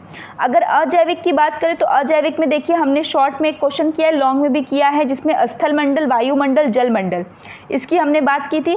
स्थल मंडल जो आपका है वो क्या है? लिथोस्फेयर, जो आपका ज़मीन वाला भाग है। वायुमंडल, एटमॉस्फेयर, जिसमें हमने 5 लेयर को इसके आगे पढ़ा था। अगर आंसर आपको लगता है कि नहीं पेज खाली है, आपको और टाइम है आपके पास लिखना है, तो सबका यूज़ आप करिए। जितना आपके पास ज्ञान है, जितना आप अच्छे से लिख सकते हैं, उतना अच्छे से अच्छा आप अपने एग्जाम में लिखिए। तो 5 हमने उसमें जो है लेयर को भी पढ़ा था, उसको भी चाहें आप तो यहाँ पर जो है सब पार्ट बना करके लिख सकते हैं। ऐसे बनाया आपने, 5 इसमें बना दीजिए, लिख दीजिए उसमें समताप मंडल, क्षोभ मंडल, समताप मंडल, मध्य मंडल, आयन मंडल, बहिमंडल। ठीक है, troposphere, stratosphere, mesosphere, thermosphere, exosphere. फिर जल मंडल आपका हाइड्रोस्फेयर, इसको आप बता देंगे। अब आते हैं प्रश्न में जो आपसे पूछा था जैविक घटक के बारे में। तो यहाँ पे देखिए फिर से आप उसको इजीली एक्सप्लेन कर सकते हैं कि भाई उत्पादक है, पादप जगत है, फोटोसिंथेसिस के थ्रू अपना खाना बनाएगा, सबको देगा, उसको खाने का काम करने वाले जो हैं वो क्या कहलाएंगे? उपभोक्ता, कंज्यूमर कहलाएंगे, जिसमें कि एनिमल्स आते हैं, मतलब हम लोग भी आएंगे उसमें। प्राथमिक, द्वितीयक, तृतीयक और अपघटक आएगा, और तीसरा जो है वो आपका जैविक में ऊर्जा चला जाएगा। क्लियर? अब ये प्रश्न अच्छा है और ऐसे ही आपको एक आध प्रश्न हर साल पेपर में देखने को मिलेगा। तो तथ्यों को साथ, इसलिए मैं हमेशा कॉन्सेप्ट पर फोकस करती हूँ। जब आपको समझ में आएगा, कई बच्चों को तो प्रश्न ही वो गलत समझ लेते हैं, हड़बड़ी के चक्कर में, जल्दबाजी के चक्कर में प्रश्न समझे बस जो एक बार में समझ में आए वही लिखना शुरू कर देते हैं। तो ये गलती मत करिएगा। जब ऐसे प्रश्न आते हैं तो कम से कम उनको 1 मिनट दीजिए कि प्रश्न में कह क्या रहा है, माइंड मेकअप किया करिए, उसके बाद लिखा करिए। और हर प्रश्न में आपको ज़रूरी नहीं कि आपका 1 मिनट जाता है। कुछ प्रश्न टू द पॉइंट होते हैं, जो आपको देखते ही पता लग गया, बस लिखना शुरू करिए। और कुछ पॉइंट कुछ जो है समय वाले होते हैं। तो यही होता है एक शिक्षक का दायित्व। आप शिक्षक बनने वाले हैं कि भाई किस टाइम को हमको कहाँ मैनेज करना है, और ऐसे ही आप टाइम बचाकर अपने आंसर को लिखेंगे। जैसे होता है 5 उंगली एक बराबर नहीं है, वैसे पेपर में भी हर प्रश्न एक जैसा समय नहीं मांगते हैं ना, उनको देना चाहिए। अगर आप देते हैं तो वहाँ आप गलती करते हैं। तो किस प्रश्न को कितना समय देना है वो आपको निर्धारित करना है अपने अनुसार। जनसंख्या वृद्धि तथा पर्यावरण प्रदूषण सकारात्मक रूप से संबंधित है, टिप्पणी करिए। 2017 में भी पूछा गया प्रश्न है ये। क्लियर है? देखिए उसमें बस लैंग्वेज चेंज कर दिया था। जब हम बात करेंगे किसकी? जनसंख्या वृद्धि, तो जनसंख्या से समझिए क्या है? पॉपुलेशन ग्रोथ, मतलब यहाँ पे ढेर सारे लोग होंगे, ये पॉपुलेशन ग्रोथ को दर्शा रहा है। एक चार्ट एक जो मैं बना रही हूँ भाई। और दूसरा है पर्यावरण प्रदूषण, जहाँ पे जो इन्वायरमेंट है वो पूरी तरीके से, कहीं पेड़ कटे पड़े हैं, कहीं पे गिरे पड़े हैं, कहीं बिल्कुल बस कंक्रीट के आपके घर मकान ये सब बने हुए हैं। तो ये कह रहा है कि ये दोनों आपस में पॉजिटिवली कनेक्टेड हैं। कौन कनेक्टेड है? आपका पॉपुलेशन ग्रोथ प्लस आपका पॉल्यूशन, प्रदूषण, जो पर्यावरण प्रदूषण है ये, और जो पॉपुलेशन है, पॉपुलेशन और ग्रोथ दोनों आपस में क्या है? जुड़े हुए हैं। तो बिल्कुल सही बात है। कैसे जुड़े हुए हैं? अब आंसर देखने से पहले आप एक बार अपने दिमाग से सोचिए कि अगर किसी चीज़ की जनसंख्या बढ़ेगी, किसी स्थान है, मान लेते हैं कि हमारे पास इतना बड़ा एक पूरा जो है अर्थ है, इतना बड़ा आपका रेक्टेंगल एग्जाम्पल मान लेते हैं। अभी इसमें 2 लोग हैं रहने वाले, तो 2 लोग मिल करके मान लीजिए पूरा पहले क्या था? जंगल ही तो था। ये पूरा के पूरा क्या है, जंगल है। अब इस पे रहने वाले मान लीजिए 10 लोग हैं, तो 10 लोगों ने मिल करके क्या किया, इसमें इरेजर का ऑप्शन कहाँ है,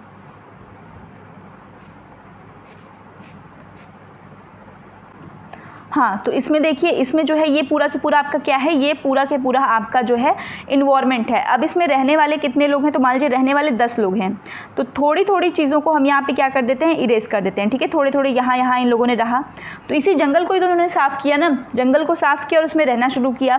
तो अब धीरे धीरे क्या हुआ कि इन लोगों ने रहा, अब उस जगह को यूज़ किया, वहाँ के पेड़ पौधों को सबको यूज़ करें, लेकिन चूँकि पेड़ पौधे अधिक मात्रा में है तो पता नहीं लग रहा है, सब चीज़ ठीक से चल रही है। अब एक समय ऐसा आता है कि धीरे धीरे यहाँ की जनसंख्या बहुत तेज़ी से बढ़ती है और यहाँ के जो पेड़ पौधे हैं धीरे धीरे वो क्या हो गए, साफ़ हो गए साफ़। अब ये देखने में पता लग रहा है, अभी तक जो माइनर चेंज था वो देखने में क्लियर नहीं विजिबल हो रहा था, लेकिन अब दिख रहा है। और इसकी वजह से यहाँ रहने वाले पेड़ पौधे तो जाएंगे, जानवर जाएंगे, उनका घर जाएगा, आपकी पॉपुलेशन बढ़ जाएगी। अब यहाँ रहने वाले इतने लोगों ने घर बनाने के लिए किया, अब इनको खाने के लिए थोड़ी ज़मीन चाहिए जहाँ पे ये क्रॉप्स उगाएंगे, कुछ इंडस्ट्रीज होंगे, लोगों को एम्प्लॉयमेंट भी तो चाहिए ना खाने के साथ, तो थोड़ा और इन लोगों ने इरेज करना शुरू किया कि चलो ये पौधे काटो, ये काटो, ऐसे ऐसे करो। फिर उसके बाद जो है क्या होगा कि जब आपका एटमॉस्फेयर उतना ही बड़ा है, सब चीज़ उतना बड़ा है और आप प्रोडक्शन कर रहे हैं, हार्मफुल गैसेस बन रही हैं, निकल रही हैं, तो आपका इन्वायरमेंट बिल्कुल क्लोज्ड है, वो इसी में चलने वाला है। तो ये जो क्लोज्ड इन्वायरमेंट है, सारी गैसेस इसके अंदर ही हैं, सब कुछ यहीं पर है। तो धीरे धीरे जो ये जगह था, जो गैसेस निकलती थी, उनको जो ये इतना पेड़ पौधे थे वो क्या कर रहे थे, एब्जॉर्ब कर रहे थे। तो जब ये एब्जॉर्प्शन क्या हो गया, कम होने लगेगा, क्योंकि अब तो उतने पेड़ पौधे नहीं बचे। पहले जो 100% थे, जब वो 50 हो गए तो ये 50 मिलकर 100 का काम थोड़े कर पाएंगे। तो निश्चित चीज़ है कि आपको चेंज देखने को मिलेगा। फिर भी लोग जो है क्या करने लगे कि फिर और आपका पॉपुलेशन बढ़ने लगा, फिर इधर से भी आपका पॉपुलेशन बढ़ रहा है, तो ये भी पेड़ साफ। तो धीरे धीरे ये जो साफ सफाई हो रही है, ये क्यों हो रही है, क्योंकि पॉपुलेशन में हो रही है ग्रोथ। जो पॉपुलेशन में ग्रोथ हो रही है तो लोगों की डिमांड को चाहिए, तो डिमांड फुलफिलिंग करने के लिए हम ज़मीन को ही तो साफ़ करेंगे, जंगल को साफ़ करेंगे, रोड बनाएंगे, लोगों के चलने के लिए इंडस्ट्री खड़ा करेंगे ताकि 4 लोगों को उससे रोज़गार मिल सके। और अपने घर में फर्नीचर के लिए भी तो इसको तो भूल ही गए आप, फर्नीचर चाहिए तो उसके लिए भी पेड़ को कट करेंगे। तो मिला जुला करके आपकी जितनी नीड है, जितनी ग्रीड है, उन सब पर 90% चीज़ों के लिए हम जिम्मेदार हैं। किस पर ये जिम्मेदार, क्या उस पर डिपेंडेंट है, किस पर, अपने नेचर पर। तो आपको समझ में आया होगा कि इसकी वजह से जो प्रदूषण बढ़ रहा है उसके पीछे जो आपका पॉपुलेशन है, जो लोग हैं, वो एक बहुत बड़ा फैक्टर है। तो ये सकारात्मक रूप से अब आपको समझ में आया कैसे ग्रोथ है। तो इसको हम कहते हैं, जो यहाँ मैंने साइन लगाया है, ये डायरेक्टली प्रोपोर्शनल। क्या कहते हैं, डायरेक्टली प्रोपोर्शनल। हिंदी में क्या कहते हैं मुझे नहीं पता, इंग्लिश में इसको कहते हैं डायरेक्टली प्रोपोर्शनल। आपने इसको फिजिक्स, केमिस्ट्री इन सब में पढ़ा ज़रूर होगा। इसका मतलब होता है डायरेक्टली प्रोपोर्शनल कि अगर पहली वाली ये क्वांटिटी बढ़ेगी तो दूसरी वाली भी बढ़ेगी, अगर पहली वाली घटेगी तो दूसरी वाली भी घटेगी। क्लियर हुआ, मतलब दोनों आपस में सीधे सीधे सहसंबंधित हैं। अब आइए देखते हैं कि आंसर क्या है। बढ़ती जनसंख्या के कारण मलिन बस्तियों का विस्तार होना, जो आपकी गंदे गंदे बस्तियां हैं, स्लम्स एरिया हैं, वो बढ़ती हैं, जिसकी वजह से पर्यावरण और प्रदूषित होता है। जनसंख्या वृद्धि के कारण संसाधनों का अत्यधिक दोहन होना, ये भी एक बहुत बड़ा रीज़न है। पर्यावरण की गुणवत्ता में गिरावट, जिससे प्रदूषण बढ़ता है। जब आपका पॉपुलेशन बढ़ेगा तो गुणवत्ता में निश्चित ही कमी आएगी। आप खुद सोचिए कि पहले के समय में जो सब्जियां मिलती थी वो थोड़ी सी ठीक थी, अब के समय में तो फर्टिलाइज़र की इतनी अधिक मात्रा है कि अब सब्जी खाना और न खाना बराबर है। आप चाहे हरी सब्जी खाइए, चाहे नीली पीली कुछ भी खाइए, सब में आपको केमिकल मिल जाएगा। इनफैक्ट जो हम लोग फल खाते हैं, एक तो इतना महंगा आप फल खरीदिए, दूसरी चीज़ कि फल अंदर से कच्चा है लेकिन बाहर से तो एकदम नीला पीला जिस कलर का है वो दिखता है, क्योंकि उसमें कलर पानी होता है एक आता है, इसमें आप एक बूंद वो लिक्विड को डालिए, मैंने खुद अपने आंखों से देखा इसलिए मुझे पता है। आपका पूरा बाल्टी भर के मतलब वो लोग लाएंगे और वहाँ पे पानी में मतलब तकरीबन 10-12 लीटर पानी में वो जो है बस 1-2 बूंद डालते हैं और उसके बाद अपनी सब्जियों को उसमें 2 से 4 मिनट भिगाते हैं और उसके बाद बाहर निकाल देंगे। तो जो आपके सब्जियां हैं जो कलरलेस, जिनके पास लाइट कलर है, वो एकदम आपकी हरी भरी हो जाएंगी, लगेगा कि बस इतना फ्रेश सब्जी है। तो इस तरह का केमिकल, वो केमिकल हम लोग क्या करते हैं, खुद हम लोग ही तो कंज्यूम करते हैं। कितना ही उसको धो के फ्रिज में रखिए, कुछ भी करिए, रहेगा तो उसका केमिकल ही। तो ये भी है कि पॉपुलेशन की वजह से ही पर्यावरण को भी हम लोग क्या करते हैं, एकदम दूषित कर रहे हैं। और फिर वो पानी कहाँ जाएगा, आपके सीवेज में होते हुए या फिर डायरेक्ट आपके नदियों में जा रहा है। फॉरेस्ट कवर कम होते जा रहे हैं, जिसके कारण है कृषि, इमारत, सड़क, जिससे हवा भी प्रदूषित हो रही है। ऑक्सीजन घट रहा है, CO2 की मात्रा यहाँ पर बढ़ती हुई दिखाई दे रही है। जनसंख्या वृद्धि से पेड़ों की लगातार कटाई में विश्व भर में टेम्परेचर जो आपका बढ़ रहा है, आप देख रहे हैं गर्मी कितनी ज़्यादा है, बिन मौसम गर्मी हो रही है, बिन मौसम बरसात। जनसंख्या, इसमें आप खुद के भी पॉइंट्स इजीली जो है इन कर सकते हैं, कोई दिक्कत नहीं है, टॉपिक इजी है। जनसंख्या वृद्धि से आवश्यकता से अधिक वाहनों की बिक्री के कारण जो है ध्वनि प्रदूषण भी बढ़ रहा है। अब यहाँ एक पॉइंट जो मैं आपको बताने वाली हूँ ये है कि जब आप प्रदूषण की बात कर रहे हैं ना, जो सबसे इजी है, जिसको कुछ याद ना आए उसके लिए बता रही हूँ कि जनसंख्या वृद्धि और यहाँ पर्यावरण प्रदूषण सकारात्मकता से दिखाना, तो पहले 7-8 पॉइंट तो आपके किसके बन जाएंगे, सिर्फ और सिर्फ टाइप ऑफ प्रदूषण। पहला प्रदूषण बताइए, जनसंख्या वृद्धि से हवा प्रदूषित हो गई, जनसंख्या वृद्धि से पानी प्रदूषित हो गया, जनसंख्या वृद्धि से ध्वनि बढ़ रही है, ध्वनि प्रदूषण हो रहा है। बस अपना लॉजिक देते जाइए, देखिए 7-8 पॉइंट तो आपका ऐसे ही बन जाएगा, कोई दिक्कत नहीं है। संसाधनों पर अत्यधिक प्रभाव बढ़ रहा है इसके कारण, जिससे कि पर्यावरण क्या हो रहा है आपका, प्रदूषित और दूषित हो रहा है। अब ये एक मैंने डायग्राम बनाया है, ये डायग्राम आपको ऐसे तो कहीं नहीं मिलेगा, ये मैंने खुद से, आप इसमें देखिए मेरे जो, अगर आप जुड़े हैं मेरे चैनल के साथ, तो आपको यहाँ पर जितना भी आंसर मिलेगा वो बिल्कुल आपको ऐसा नहीं कहीं का भी छापा हुआ है, किसी भी किताब को आप देख लीजिए। थोड़ी बहुत जो आपकी बीएड की बुक्स आती हैं उसका हेल्प ज़रूर लेती हूँ, लेकिन इसमें जो आंसर हैं, जो डायग्राम है, वो आपको कहीं भी देखने को ऐसे नहीं मिलेगा कि नहीं एज इट इज़ बस छाप दिया गया है। ये जो चीज़ें हैं ये धीरे धीरे आप अपने माइंड से सोचेंगे, जैसे मैं बनाती हूँ ऐसे आप भी जब धीरे धीरे करेंगे तभी आपको आएगा। तो आप भी इस चीज़ को ज़रूर करिए, और एग्ज़ाम में भी ऐसे कुछ पॉइंट्स हैं तो अपने हिसाब से आप क्रिएटिविटी को उसमें ज़रूर करिए। यहाँ देखिए जनसंख्या वृद्धि मैंने दिखाया है कि जनसंख्या की वृद्धि हो रही है, इसकी वजह से देखिए कुछ फैक्टर्स दिखाए, जल, वायु, ध्वनि की गुणवत्ता क्या हो गई, डाउन हो गई। आप भी ऐसे साइन के साथ दिखा सकते हैं, डाउन ये नीचे का साइन है तो मतलब कम हो रही है, ऊपर का साइन है तो मतलब बढ़ रही है। क्लियर है? ये हो गया। कुपोषण बढ़ रहा है समाज में, जनसंख्या वृद्धि होगा तो खाना नहीं मिलेगा ना सबको, भीड़ भाड़ बढ़ रहा है, गंदी बस्तियों का विकास हो रहा है, बेरोजगारी बढ़ रहा है, जलवायु, ध्वनि, मृदा, ये सभी हो रहे हैं।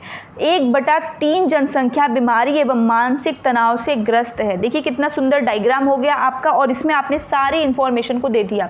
शॉर्ट या लॉन्ग किसी में भी आपसे पूछता है तो अगर आप इस डायग्राम को बनाते हैं तो ये काफ़ी ज़्यादा है। और मिला जुला के जो पूरा मैंने ऊपर बादल बनाया है, ये पूरा ओवरऑल क्या दिखा रहा है कि ये पूरी की पूरी क्या हो रही है, असंतुलित अवस्था को शो कर रहा है। क्या शो कर रहा है? असंतुलित अवस्था को।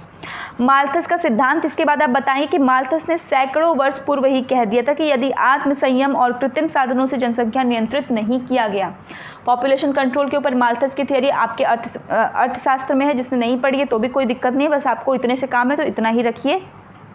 क्या कहा था माल्थस ने कि यदि आत्म संयम और जो आपके आर्टिफिशियल मेथड्स हैं इनके द्वारा अगर हमने जनसंख्या नियंत्रित नहीं किया, मतलब जब लोगों के अंदर है कि भाई जनसंख्या बढ़ाते जाओ, 2-4 नहीं 10-10 बच्चे पैदा करते जाओ, तो ये किसी चीज़ का सल्यूशन नहीं है। अगर आपने खुद से चेतना करके या फिर कुछ ऐसा कंट्रोल, जैसे कि आप देखे होंगे कृत्रिम साधन, मतलब कि कुछ ऐसे कंट्रोल्स जैसे कि बच्चे नियंत्रण हो सके, लोगों के अंदर चेतना आ सके, अगर आप ऐसे जो है पॉपुलेशन को कंट्रोल नहीं करेंगे तो प्रकृति अपने क्रूर हाथों से इसे नियंत्रित करने की ओर अग्रसित होगी। और वो तो आप देख ही सकते हैं कि जब जब प्रकृति पर जो है उसके भार से अधिक आपने भार डालने की कोशिश की है तो प्रकृति ने वापस सब कुछ पलट दिया और फिर सबका हिसाब किताब वहाँ बराबर हो गया है। तो प्रकृति के हाथों कोई बचा नहीं है। प्रकृति जितनी संवेदनशील है, जितनी नाजुक है, जितनी कोमल है, जितनी हृदय उसका बड़ा है, उससे भी कहीं ज़्यादा वो क्रूरता में आगे है कि वो एक ही बार आपसे बदला लेगी, उसके बाद तो सब चीज़ गया। ठीक, तो ये आपका आंसर था। इसमें जो है डायग्राम का यूज़, प्रयोग बार बार कह रही हूँ करिए, और ये काफ़ी ईजी है और ज़रूरी नहीं है कि आप एकदम एज इट इज़ बनाएं या फिर जो मैंने लिखा है। आप इसमें चाहें तो दोनों को रिलेट करके भी बता सकते हैं कि जनसंख्या इधर बढ़ रहा है, इधर प्रकृति पेड़ पौधे कट रहे हैं। आप पेड़ पौधों, अगर आपकी डायग्राम थोड़ी भी अच्छी है, मेरी अच्छी नहीं इसलिए मैं डायग्राम का थोड़ा कम प्रयोग करती हूँ, वरना इन्वायरमेंटल का पेपर ऐसा है कि इसमें जिसकी ड्राइंग अच्छी है ना, अपने में भर भर के पेड़ बनाइए, पौधे बनाइए, उनका कटना दिखाइए, 1-2 अगर आदमी बना पाते हैं तो बहुत अच्छी बात है। हर आंसर को आप क्रिएटिविटी के साथ करिए। निश्चित ही वो जो छोटे छोटे एफर्ट्स आप दिखाएंगे अपने आंसर में, वो आपके आंसर के मार्क्स को निश्चित बढ़ाएगा। तो यहाँ पर आपका 2021 हो गया, 2019 अब 2018 का पेपर आते हैं। पर्यावरण को परिभाषित करिए, तो इसको तो काफ़ी बार हमने देख लिया, फिर भी यहाँ मैं आपको बता देती हूँ कि पर्यावरण को परिभाषित करेंगे हम। इसके साथ इस प्रश्न में सिर्फ पर्यावरण को हम परिभाषित नहीं कर रहे हैं, यहाँ पे पूरा जो आपका फर्स्ट यूनिट का पर्यावरण का घटक है, पर्यावरण के डायमेंशंस हैं, जो आपके आयाम हैं, सभी चीज़ों को टू द पॉइंट शॉर्ट में यहाँ हम समझेंगे। एक प्रकार से ये जो क्वेश्चन है आपका ये पूरा लॉन्ग का काम करेगा। ध्यान से देखिएगा, घटक सभी इसमें इंक्लूड हो जाएंगे। प्रश्न कहीं से भी पूछे तो आपका कोई छूटना नहीं चाहिए, बस ये है। सबसे पहला है शिक्षा शब्दकोश के अनुसार।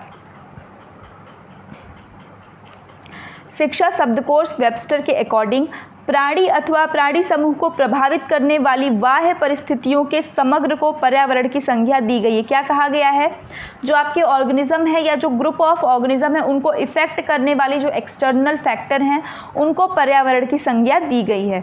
पर्यावरण वह पेरिफेरी है, पेरिफेरी का मतलब वो जो चारों ओर से है, जो मानव ओर को चारों ओर से घेरे हुआ है और उसके जीवन एवं क्रियाओं पर प्रभाव डालता है। मतलब पर्यावरण वो पेरिफेरी है जो आप हैं, जो आपके चारों ओर है और आपके चारों ओर जो आप कार्य करते हैं उसको प्रभावित करने का काम करती है। अब बात करें अंग्रेजी में पर्यावरण को इन्वायरमेंट कहते हैं। इन्वायरमेंट आपका दो शब्दों से मिलकर बना होता है, एक है इन्वॉयर, एक है मेंट। इन्वॉयर का मतलब होता है एनसर्कल करना, घेरना। मेंट का मतलब होता है चारों ओर। शाब्दिक अर्थ निकालें तो चारों ओर से घिरा हुआ जो है वही है पर्यावरण या एनवायरमेंट। अब मतलब अपने से जो है एज्यूम करिए एनवायरमेंट है, एन्वॉयर प्लस मेंट। एन्वॉयर का मतलब एनसर्कल घिरा हुआ, मेंट का मतलब चारों ओर। चारों ओर से घिरा हुआ जो है वही आपका एनवायरमेंट है। क्लियर हुआ इतना?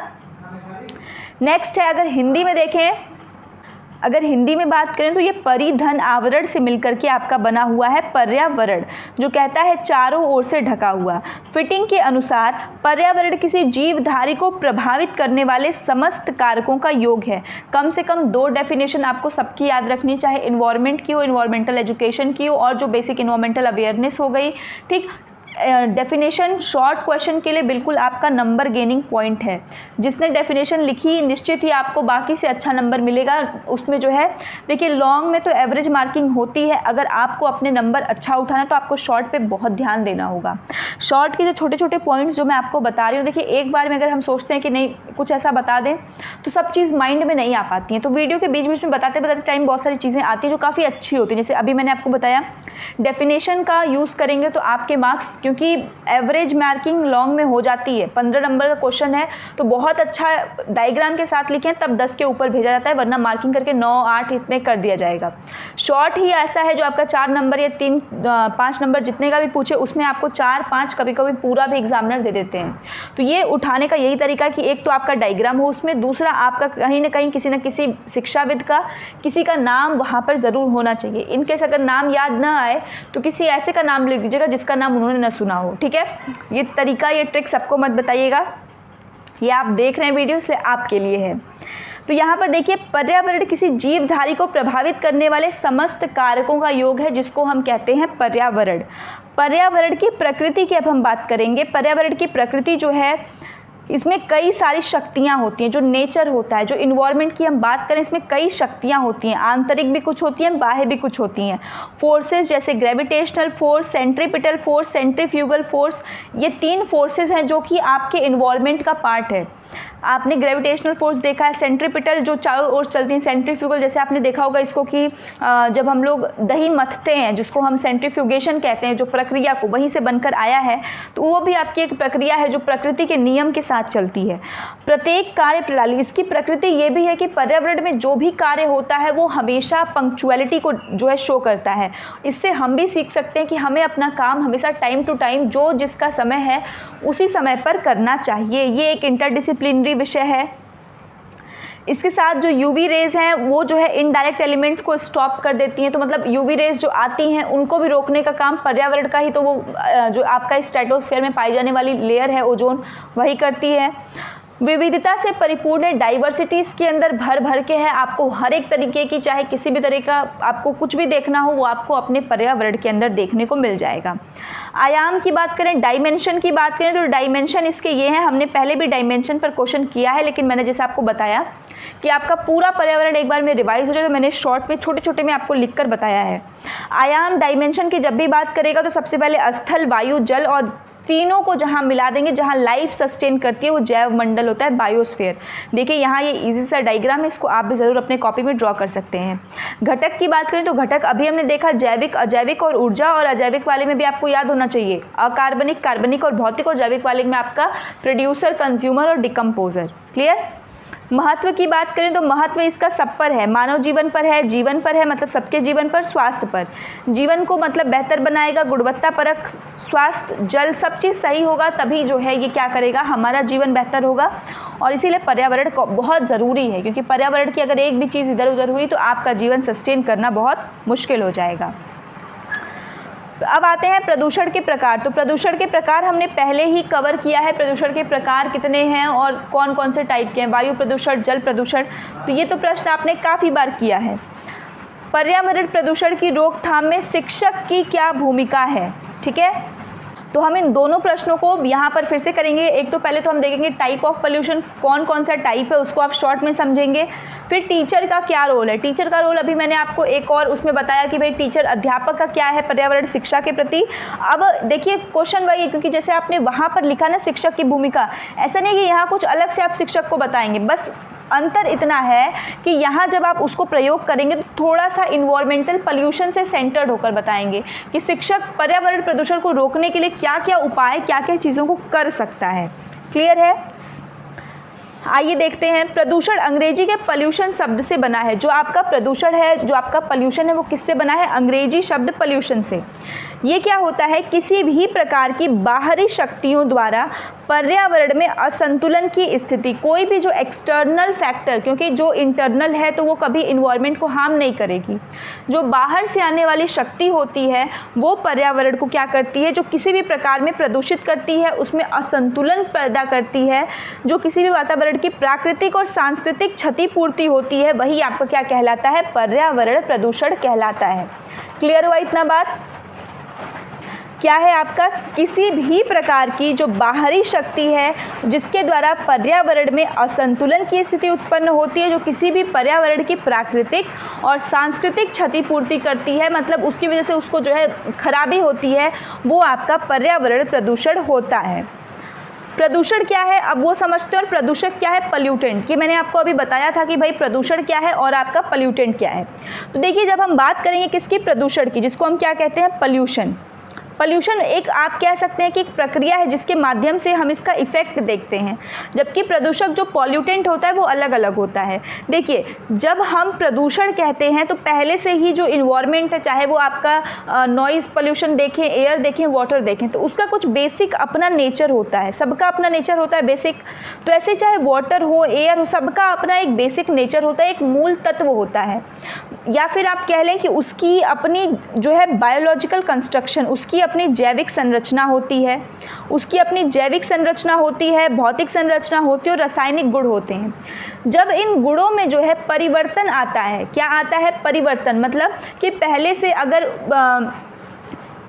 आपका ऑक्सीजन था, अब ये ऑक्सीजन मिल करके किसी दूसरे सब्सटेंस से NO2 बना दिया, SO2 बना दिया मिल करके सल्फर के साथ, तो ये उसके ऑक्साइड में चेंज हो गया। पहले से ये नेचर में नहीं मौजूद था, लेकिन उसने क्या किया, अपने नेचर को बेसिक मूल तत्व से हट गया, और हटने के बाद जो ये नया फॉर्मेशन, नई चीज़ बनी है, ये इस नेचर के लिए भी बहुत नुकसानदेह है और आपके स्वास्थ्य के लिए भी नुकसानदेह है। इसको आप ऐसे समझ सकते हैं कि जैसे एक बच्चा होता है जो पहले तो अच्छा होता है, लेकिन कुसंगति में पढ़ करके जब वो जाता है तो अपने परिवार के लिए भी खराब हो जाता है और समाज के लिए भी। बिल्कुल ऐसे ही ये प्रदूषक तत्व होते हैं। ठीक, जब कोई वस्तु किसी अनचाहे पदार्थ से मिलकर अपने जैविक, भौतिक और रासायनिक गुणों में परिवर्तन ले आती है, अर्थात उसके स्वास्थ्य को हानि पहुंचाती है, प्रदूषक होते हैं। अगर हम बात करें पल्यूटेंट की, जो हम प्रदूषक जिसको कह रहे हैं पल्यूटेंट, तो सबसे पहले पल्यूटेंट आपके दो होते हैं, प्राइमरी और सेकेंडरी। क्या होते हैं, इनको जानने से पहले आपको ये समझना ज़रूरी है कि प्रदूषक जो है ये दो तरीके से ऐड होते हैं, एक क्वालिटेटिव पल्यूटेंट होते हैं, क्वांटिटेटिव होते हैं। एक आपका जो है, जब हम क्वालिटी की बात करते हैं तो क्वालिटी का मतलब है कि जैसे कुछ बहुत सारे ऐसे आपको सब्सटेंस, एलिमेंट्स, मेटल जानने को मिलेगा जो पहले से नेचर में नहीं था, लेकिन अभी जो है नया नया वो क्या होता है, ऐड ऑन हुआ है। तो ये क्वालिटेटिव पॉल्यूटेंट के एग्जाम्पल होते हैं। जब हम क्वांटिटेटिव देखते हैं, क्वांटिटी की मात्रा देखते हैं, तो ये होता है कि पहले से वो नेचर में था, लेकिन क्या था, पहले वो काफ़ी कम मात्रा में था, लेकिन अब चूंकि हार्मफुल गैसेस, पॉल्यूशन के बढ़ने की वजह से अब उसकी मात्रा में क्या हो गई है, बहुत ज़्यादा वृद्धि हो गई, जिसकी वजह से हमें काफ़ी सारे चेंजेस देखने को मिलते हैं।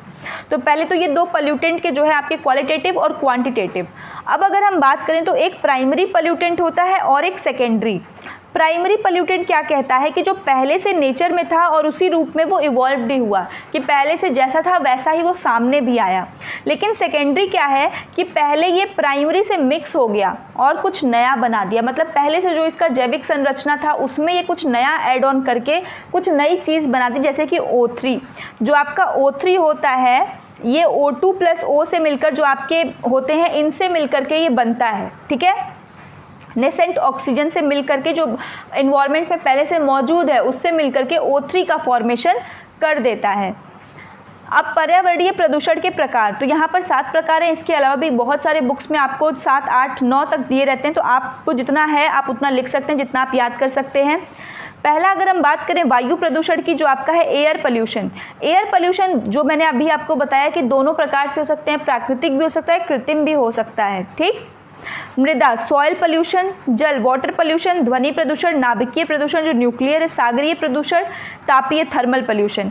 ये सारे प्रदूषण हैं जिनके आपको नाम उस क्वेश्चन में पूछा है, तो इजी है, इनके नाम आपको याद कर लेना है, इसमें कोई डिफिकल्टी नहीं है, बचपन से आप पढ़ रहे हैं।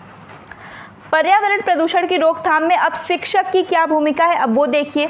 अभी हमने शिक्षक की भूमिका को ऑलरेडी देखा था, तो आपको उसी से बस जोड़ करके थोड़ा बहुत इसमें जो है आपको चेंजेस करके बताना है, जो मैंने शुरुआत में बताया। अब सबसे पहला इसमें है प्रकृति के प्रति प्रेम, संवेदना विकसित करना। अगर आपको प्रदूषण को रोकना है तो आपको संवेदनशीलता स्वयं के अंदर सबसे पहले लानी होगी, फिर अपने बच्चों के अंदर लानी होगी। तो उसके लिए क्या है कि सबसे पहले आपको बच्चों के अंदर प्रकृति के प्रति प्रेम और संवेदना जागृत करनी होगी। पर्यावरण जो मूल्य हैं उनको एसिमिलेट करने में बच्चों की मदद करनी होगी। जो मैं कह रही हूँ ना कि जानना, तो वो जानना कब होता है, जब आप चीज़ों को एसिमिलेट करते हैं, जब उन चीज़ों को अपने डेली लाइफ में आप यूज़ करते हैं। तो आपको यहाँ सिर्फ जो है जानना नहीं है, उसको एसिमिलेट करवाने में मदद करना है। इस प्रकार शिक्षक रोक सकते हैं। मैंने देखिए टू द पॉइंट लिखा है, जैसे आप जब इसको अपने एग्जाम में लिखेंगे तो जैसे देखिए, प्रकृति के प्रति प्रेम और संवेदना विकसित करके शिक्षक पर्यावरण प्रदूषण को रोक सकता है या उसकी रोकथाम में मदद कर सकता है। पर्यावरणीय मूल्यों को आत्मसात करा करके शिक्षक पर्यावरण प्रदूषण को कम करा सकता है। बच्चों के अंदर सकारात्मक प्रवृत्ति को बढ़ावा देकर पर्यावरण प्रदूषण को रोका जा सकता है। पर्यावरण में बच्चों की सक्रियता और क्रियाओं को या सक्रिय भागीदारी को सुनिश्चित कराकर प्रदूषण जो है वो रोक सकते हैं। कौन? अध्यापक। इस प्रकार से आपको अपने पॉइंट्स में लिखना है। श्रव्य दृश्य सामग्री का प्रयोग और उसकी महत्ता और उपयोगिता बताकर the world is one family. हमारे लिए तो ये काफ़ी आसान है एक शिक्षक के लिए। क्यों?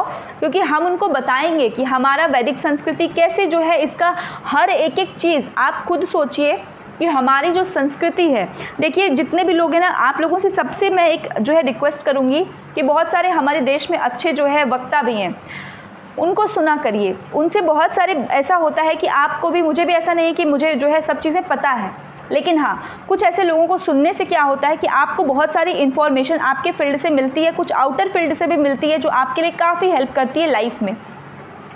जैसे कि जो आपको बताते हैं कि आप बच्चों को जब बताएंगे तो अपने देश, हमारे देश में जिस चीज़ को, जब जैसे मैंने अभी आपको बताया भारत का परिप्रेक्ष्य कि भाई पर्यावरण शिक्षा को लेकर हम अग्रणी रहे हैं। हमारे यहाँ वैदिक काल से ही ऐसे ऐसे आपको दिखे हैं, जितने वेद हैं, अथर्ववेद में पृथ्वी सूक्त में हमने देखा कि हमने पृथ्वी को अपनी माता बताया।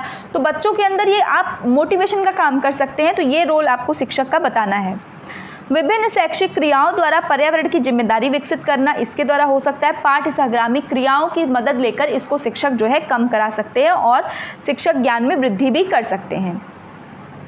खोज विधि की प्रासंगिकता, इंक्वायरी मेथड, जो अलग अलग आव्यूह हैं, स्ट्रैटेजीज़ हैं, इनके ऊपर जो है लॉन्ग वीडियो पड़ी हुई है, उसमें भी मैंने कराया था, लेकिन यहाँ रेलेवेंस पूछा था तो इसलिए मैंने सोचा कि भाई रेलेवेंस पूछा है तो बहुत सारे जो है ऐसे लर्नर्स हैं जो थोड़ा कंफ्यूज हो जाएंगे कि रेलेवेंस में हम क्या लिखें। तो देखिए प्रासंगिकता, यहाँ कॉन्सेप्ट सबसे पहली चीज़ याद रखिएगा कि यहाँ जितना मैं आपको शॉर्ट करा रही हूँ पूरा, ऐसा नहीं है कि इसके बाहर प्रश्न नहीं आएगा, प्रश्न आएगा। यही रीज़न है कि मैं आपको कॉन्सेप्ट के साथ और प्रश्न को समझा कर रही हूँ। और एक और आप लोगों से रिक्वेस्ट है कि जब आप लोग पेपर अपना दे कर के आएंगे तो प्लीज़ जो है आप उसको कमेंट करके मुझे ज़रूर बताएं। आप सभी लोगों का कमेंट मेरे लिए काफ़ी जो है, आप लोगों के लिए भले वो सिर्फ एक कमेंट होगा लेकिन मेरे लिए वो काफ़ी बड़ी बात होगी। आप उसको ज़रूर बताएं कि आपको इस चैनल के माध्यम से कितनी हेल्प हुई, जो आपने चारों पेपर अपना दिया है। जितना मुझसे होगा मैं अपने से पूरा अच्छा करूँगी आप सभी लोगों की मदद करने का। ये चैनल द्वारा आपकी कितनी हेल्प हुई, आपकी कितना कॉन्सेप्ट थोड़ा बना, अच्छा हुआ, कैसा हुआ, तो आप इस चीज़ को मुझे ज़रूर बताएं कमेंट करके। और पेपर देकर आने के बाद ये भी बताएं कि आपका पेपर कैसा गया, ठीक है। तो देखिए खोज विधि की प्रासंगिकता की अगर हम बात करें, रेलेवेंस, किसी भी क्वेश्चन में अगर आपसे बात करता है किसकी, रेलेवेंस की, तो रेलेवेंस जब भी शब्द आपके समक्ष आए हमेशा याद रखिएगा कि ये दो चीज़ों की बात करता है। एक तो अभी वर्तमान परिप्रेक्ष्य की, किसकी बात करेगा, वर्तमान की, और अभी उस स्थिति की जो पहले उसकी जो है समझ थी। जैसे इंक्वायरी मेथड ऐसा नहीं है कि आज बना है, पहले से बना है, लेकिन आज भी इसका क्यों इतना इम्पोर्टेंस बना हुआ है कि आप पढ़ रहे हैं। अब समझ में आया प्रश्न, यही प्रश्न है, बस लैंग्वेज को समझने की कोशिश करिए। प्रासंगिकता तो क्यों है, खोज उन्मुख पद्धति, मैंने उसमें भी बताया है। सबसे पहला जो पॉइंट है वो क्या है कि इंक्वायरी खोज उन्मुख पद्धति है जिसमें एक्सप्लोर करना है, तो इसमें बच्चा सक्रिय रहेगा। छात्रों की रुचि, योग्यता, वातावरण, जिज्ञासा आदि मनोवैज्ञानिक गुणों पर अधिक बल है। आज का जो पाठ्यचर्या है वो पूरी तरीके से क्या है, चाइल्ड सेंटर्ड है। तो अगर हमारे पास कोई ऐसी विधि है जो खोज उन्मुख है, जो बच्चों को और प्रेरित करेगी, जब आप किसी चीज़ को सर्च करते हैं तो वो आपको जल्दी नहीं भूलती है, तो इसी कारण से ये विधि की प्रासंगिकता आज भी बनी हुई है। अब कुछ पॉइंट्स देखते हैं। वैज्ञानिक दृष्टिकोण बच्चे के अंदर विकसित करेगी, इसलिए आज भी रेलिवेंट है। अस्थायी अधिगम होगा क्योंकि बच्चा अपनी रुचि, योग्यता, जिज्ञासा के कारण उस चीज़ को सर्च करेगा।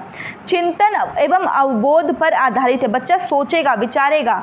उच्च स्तरीय अनुसंधान में सहायक है। परिश्रमशीलता का विकास करेगा। समस्या समाधान की विधि, आलोचनात्मकता का विकास और मूल्यांकन के अवसर प्रदान करेगा। ऐसे ही और भी पॉइंट्स हैं जो आप खुद से सोच कर भी बता सकते हैं, क्योंकि इंक्वायरी मेथड मैंने पहले आपको समझाया है। वीडियो नहीं देखी है आपने तो कमेंट में लिंक पिन है, आप वहाँ से जाके एग्ज़ाम से पहले सारी वीडियो को एक बार लॉन्ग शॉर्ट सबको देखकर ज़रूर जाइए, बहुत आपको हेल्प होगी। अब बात करते हैं भारत में पर्यावरण शिक्षा की स्थिति पर टिप्पणी। अब ये देखिए प्रश्न अलग नहीं है, अभी जो मैंने आपको कराया था कि भाई भारतीय परिप्रेक्ष्य में पर्यावरण शिक्षा का क्या वो है, वही as it is same question है, सिर्फ लैंग्वेज चेंज किया है।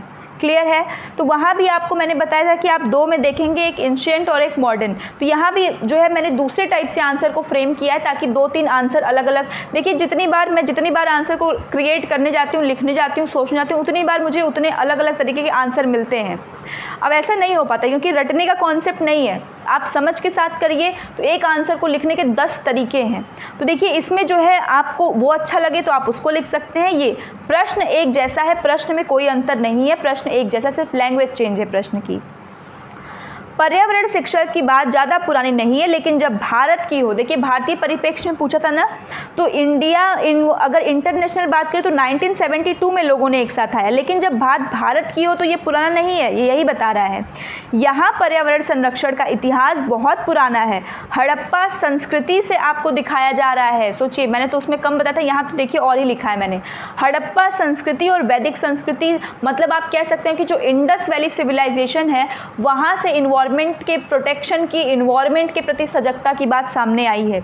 सूर्य देवो भव, वहाँ भी हमने 2-3 श्लोक लिखे थे, यहाँ भी सूर्य देवो भव ये बता रहा है कि सूर्य को हमने देवता माना। भारतीय संस्कृति में ये तो आप सभी लोग जान रहे हैं, जंगल हो, पेड़ पौधे हो, जल, वायु, अग्नि, जो जैविक अजैविक कोई भी घटक हो, हमने सबको देवत्व का स्थान प्रदान किया है। बताया था मैंने, वही चीज़ देखिए यहाँ लिखा है। हम लोग जंगल को भी, जैसे आप पढ़ेंगे अरण्यक ग्रंथ जो जंगल में लिखा जाने वाला ग्रंथ है, जंगल में भी हमने अलग अलग प्रकार के देवता हैं, पेड़ पौधे हैं, अग्निदेव हैं, वायुदेव हैं, अलग अलग हम सबकी पूजा करते हैं। नदियों को आप जल को देख सकते हैं कि हमने उनको देवी किस प्रकार बनाए, गंगा जी हैं, यमुना जी हैं, सरस्वती जी हैं, कितना वो मान्यता हमारे लिए, और वो नदियों को कितना जो है प्राचीनतम स्रोत से मिला है। तो ऐसा नहीं है, ये आपका तथ्य एकदम सही है जो बताया जाता है, बस ये है कि अब उसको मानने वाले, जो प्रश्न चिन्ह करने वाले लोग हैं वो ज़्यादा हो गए हैं, तो उनको उनका आंसर भी मिल रहा है, धीरे धीरे जैसे जैसे वैज्ञानिक खोज करेंगे मिल जाएगा। इसी प्रकार से आप बताएंगे किस प्रकार हम पेड़ पौधों की पूजा करते हैं। पीपल का वृक्ष हो गया, तुलसी माता का वृक्ष हो गया, हम सब इनकी पूजा करते हैं, उनकी अर्चना करते हैं। तो उसके पीछे का जो कारण है, जो रीज़न है, जो अभी के वैज्ञानिक दे रहे हैं, तो सबको समझ में आ रहा है कि तुलसी का वृक्ष घर में लगाने से भाई इतना फ़ायदा है, उसके जो वृक्ष है उस वृक्ष से कैंसर तक का ट्रीटमेंट किया जा रहा है। तो इससे ये बात सामने आती है कि जो भारत की संस्कृति है वो इतनी प्राचीनतम संस्कृति है, इसके साथ जो हमारा ज्ञान का स्तर था वो कितना उच्च था कि हम उन पौधों को जो है सबको संजा कर, सबको इतना आदर सत्कार के साथ रखते थे, क्योंकि वो पौधे हमें पता था, हमारे ऋषि मुनियों को पता था कि वो हमारे जीवन के लिए, हमारे अस्तित्व के लिए कितने बड़े सहारा हैं। फिर हम बात करते हैं मध्यकालीन की। तो मध्यकालीन में जो पर्यावरण सजगता थी अधिक थी। देखिए हमने आपको बताया था कि 2 फ्रेम में आप आंसर को लिख सकते हैं, एक प्राचीन और एक आधुनिक।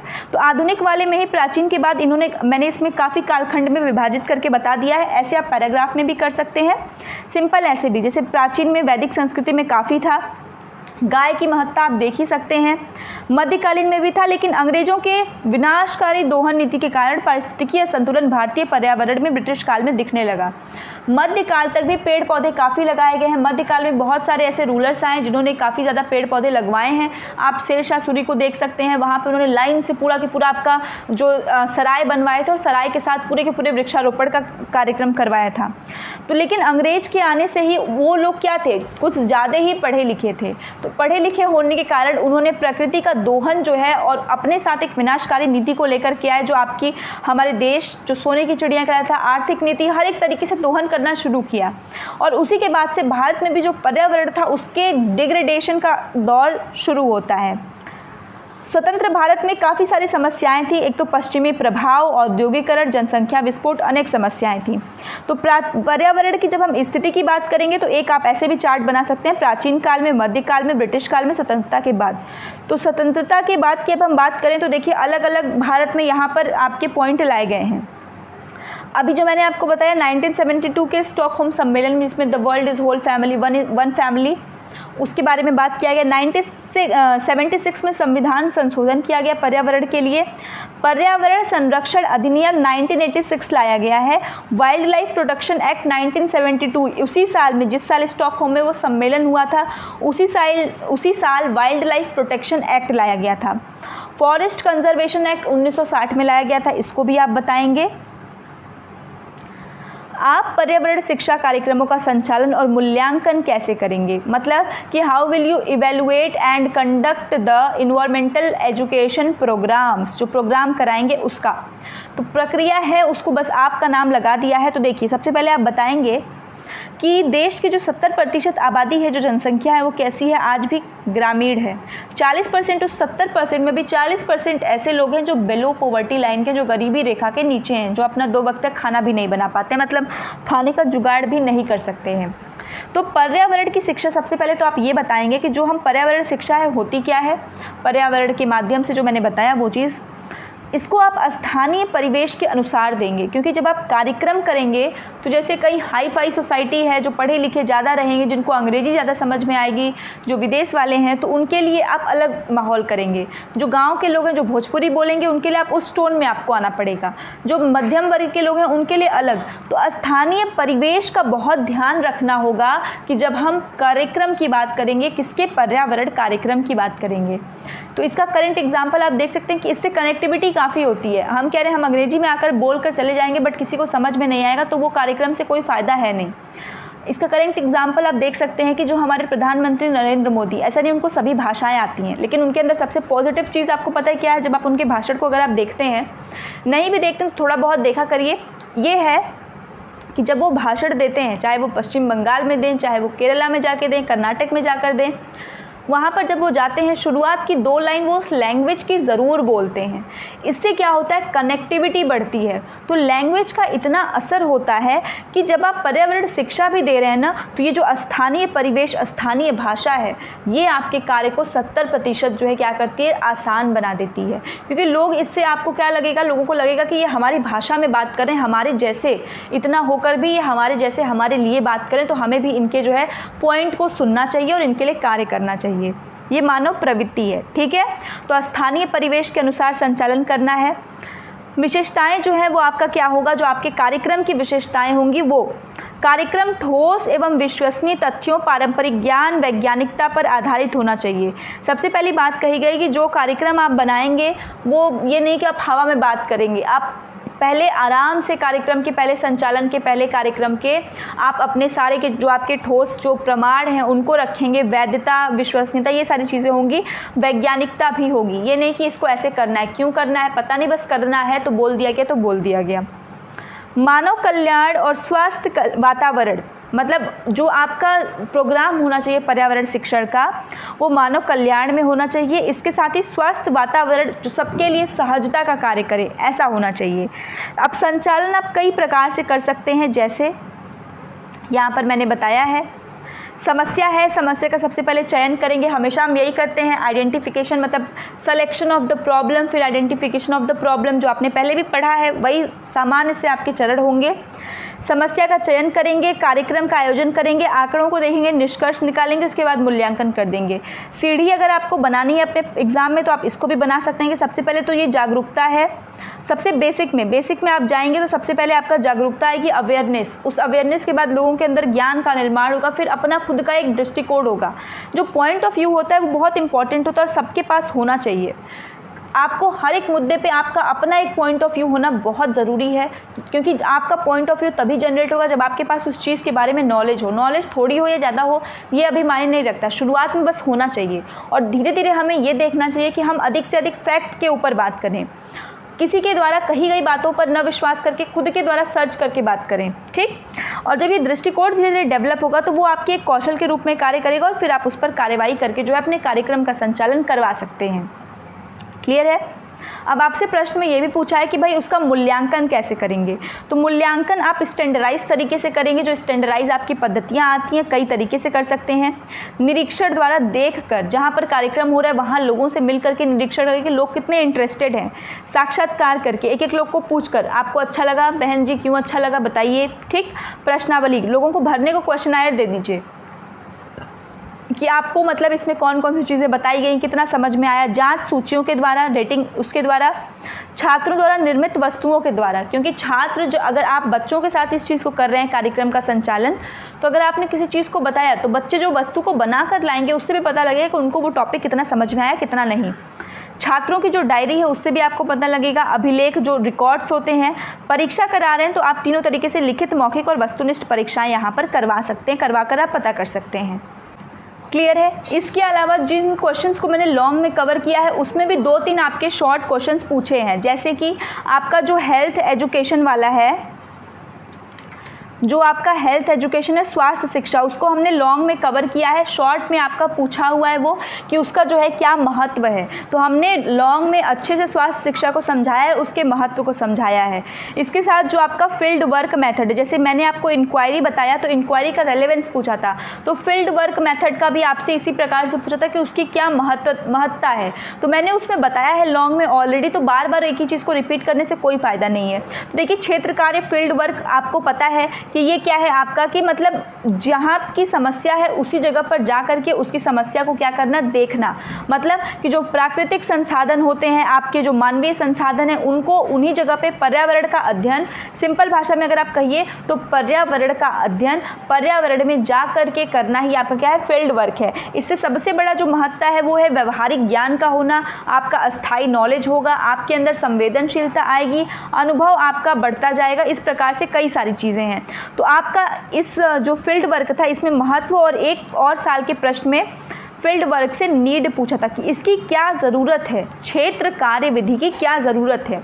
तो ज़रूरत जो विशेषता है उसको आपको चेंज करना आना चाहिए। जैसे संवेदनशीलता है तो आप लिखेंगे बच्चों में संवेदनशीलता विकसित करने के लिए ज़रूरी है। दूसरा मैंने बताया अभी वास्तविक अनुभव, तो अनुभव को बढ़ाने के लिए, अस्थाई अधिगम, अधिगम को अस्थाई करने के लिए, और साथ ही साथ बच्चे के अंदर सेंसिटिविटी पैदा, ये तो हो गया सेंसिटिविटी। इसके अलावा मतलब आप अपने से और पॉइंट को इसमें कर सकते हैं कि जो रियल सिचुएशन है, रियल सिचुएशन में बच्चे को फेस करके हम दिखाएंगे तो उससे उसका जो है नॉलेज, चिंतन स्तर बढ़ेगा। तो ये जो आपके कैरेक्टरिस्टिक्स हैं उन्हीं को आप नीड के रूप में यहाँ पर लिख सकते हैं। ठीक, तो ये आपके पूरे के पूरे शॉर्ट क्वेश्चन था, जिसमें इसमें हमने 2021, 19, 20 में चूंकि आपका 50 नंबर का पेपर पूछा था और वो पेपर का पैटर्न थोड़ा अलग था, तो 19, 18, 17 तक के पेपर हमने यहाँ पर सॉल्व कर लिए हैं। जैसा मैंने आपको बताया कि 2-3 क्वेश्चन जो है आपके लॉन्ग में मैंने कराया है, तो उसको अभी मैंने आपको शॉर्ट में डिस्कस भी कर लिया, वो मैंने इसमें नहीं लिखा है। अगर आपने लॉन्ग की पूरी वीडियो देखी है और ये शॉर्ट देखा है तो निश्चित ही आपका एक भी प्रश्न छूटने वाला यहाँ पर नहीं है। ठीक है, तो वीडियो पसंद आई हो तो लाइक ज़रूर कर दें, और चैनल को सब्सक्राइब नहीं किया तो सब्सक्राइब कर लीजिए। ठीक है, तो चलिए इसी के साथ आप सभी लोगों का पेपर में आप जो भी लिखें बहुत अच्छे से लिखें। सभी लोगों को ऑल द बेस्ट, अच्छे से पेपर दीजिएगा, और आने के बाद पेपर लिखने के बाद ज़रूर बताइएगा कि ये वीडियो या चैनल हमारा आपके लिए कितना हेल्पफुल रहा। आपका कमेंट हमारे लिए बहुत ही इंपॉर्टेंट है, तो इसको ज़रूर हमें बताइएगा। तो चलिए मिलते हैं अगली वीडियो में एक नए कंटेंट के साथ। तब तक अपना ख्याल रखें, स्वस्थ रहें। जय हिंद।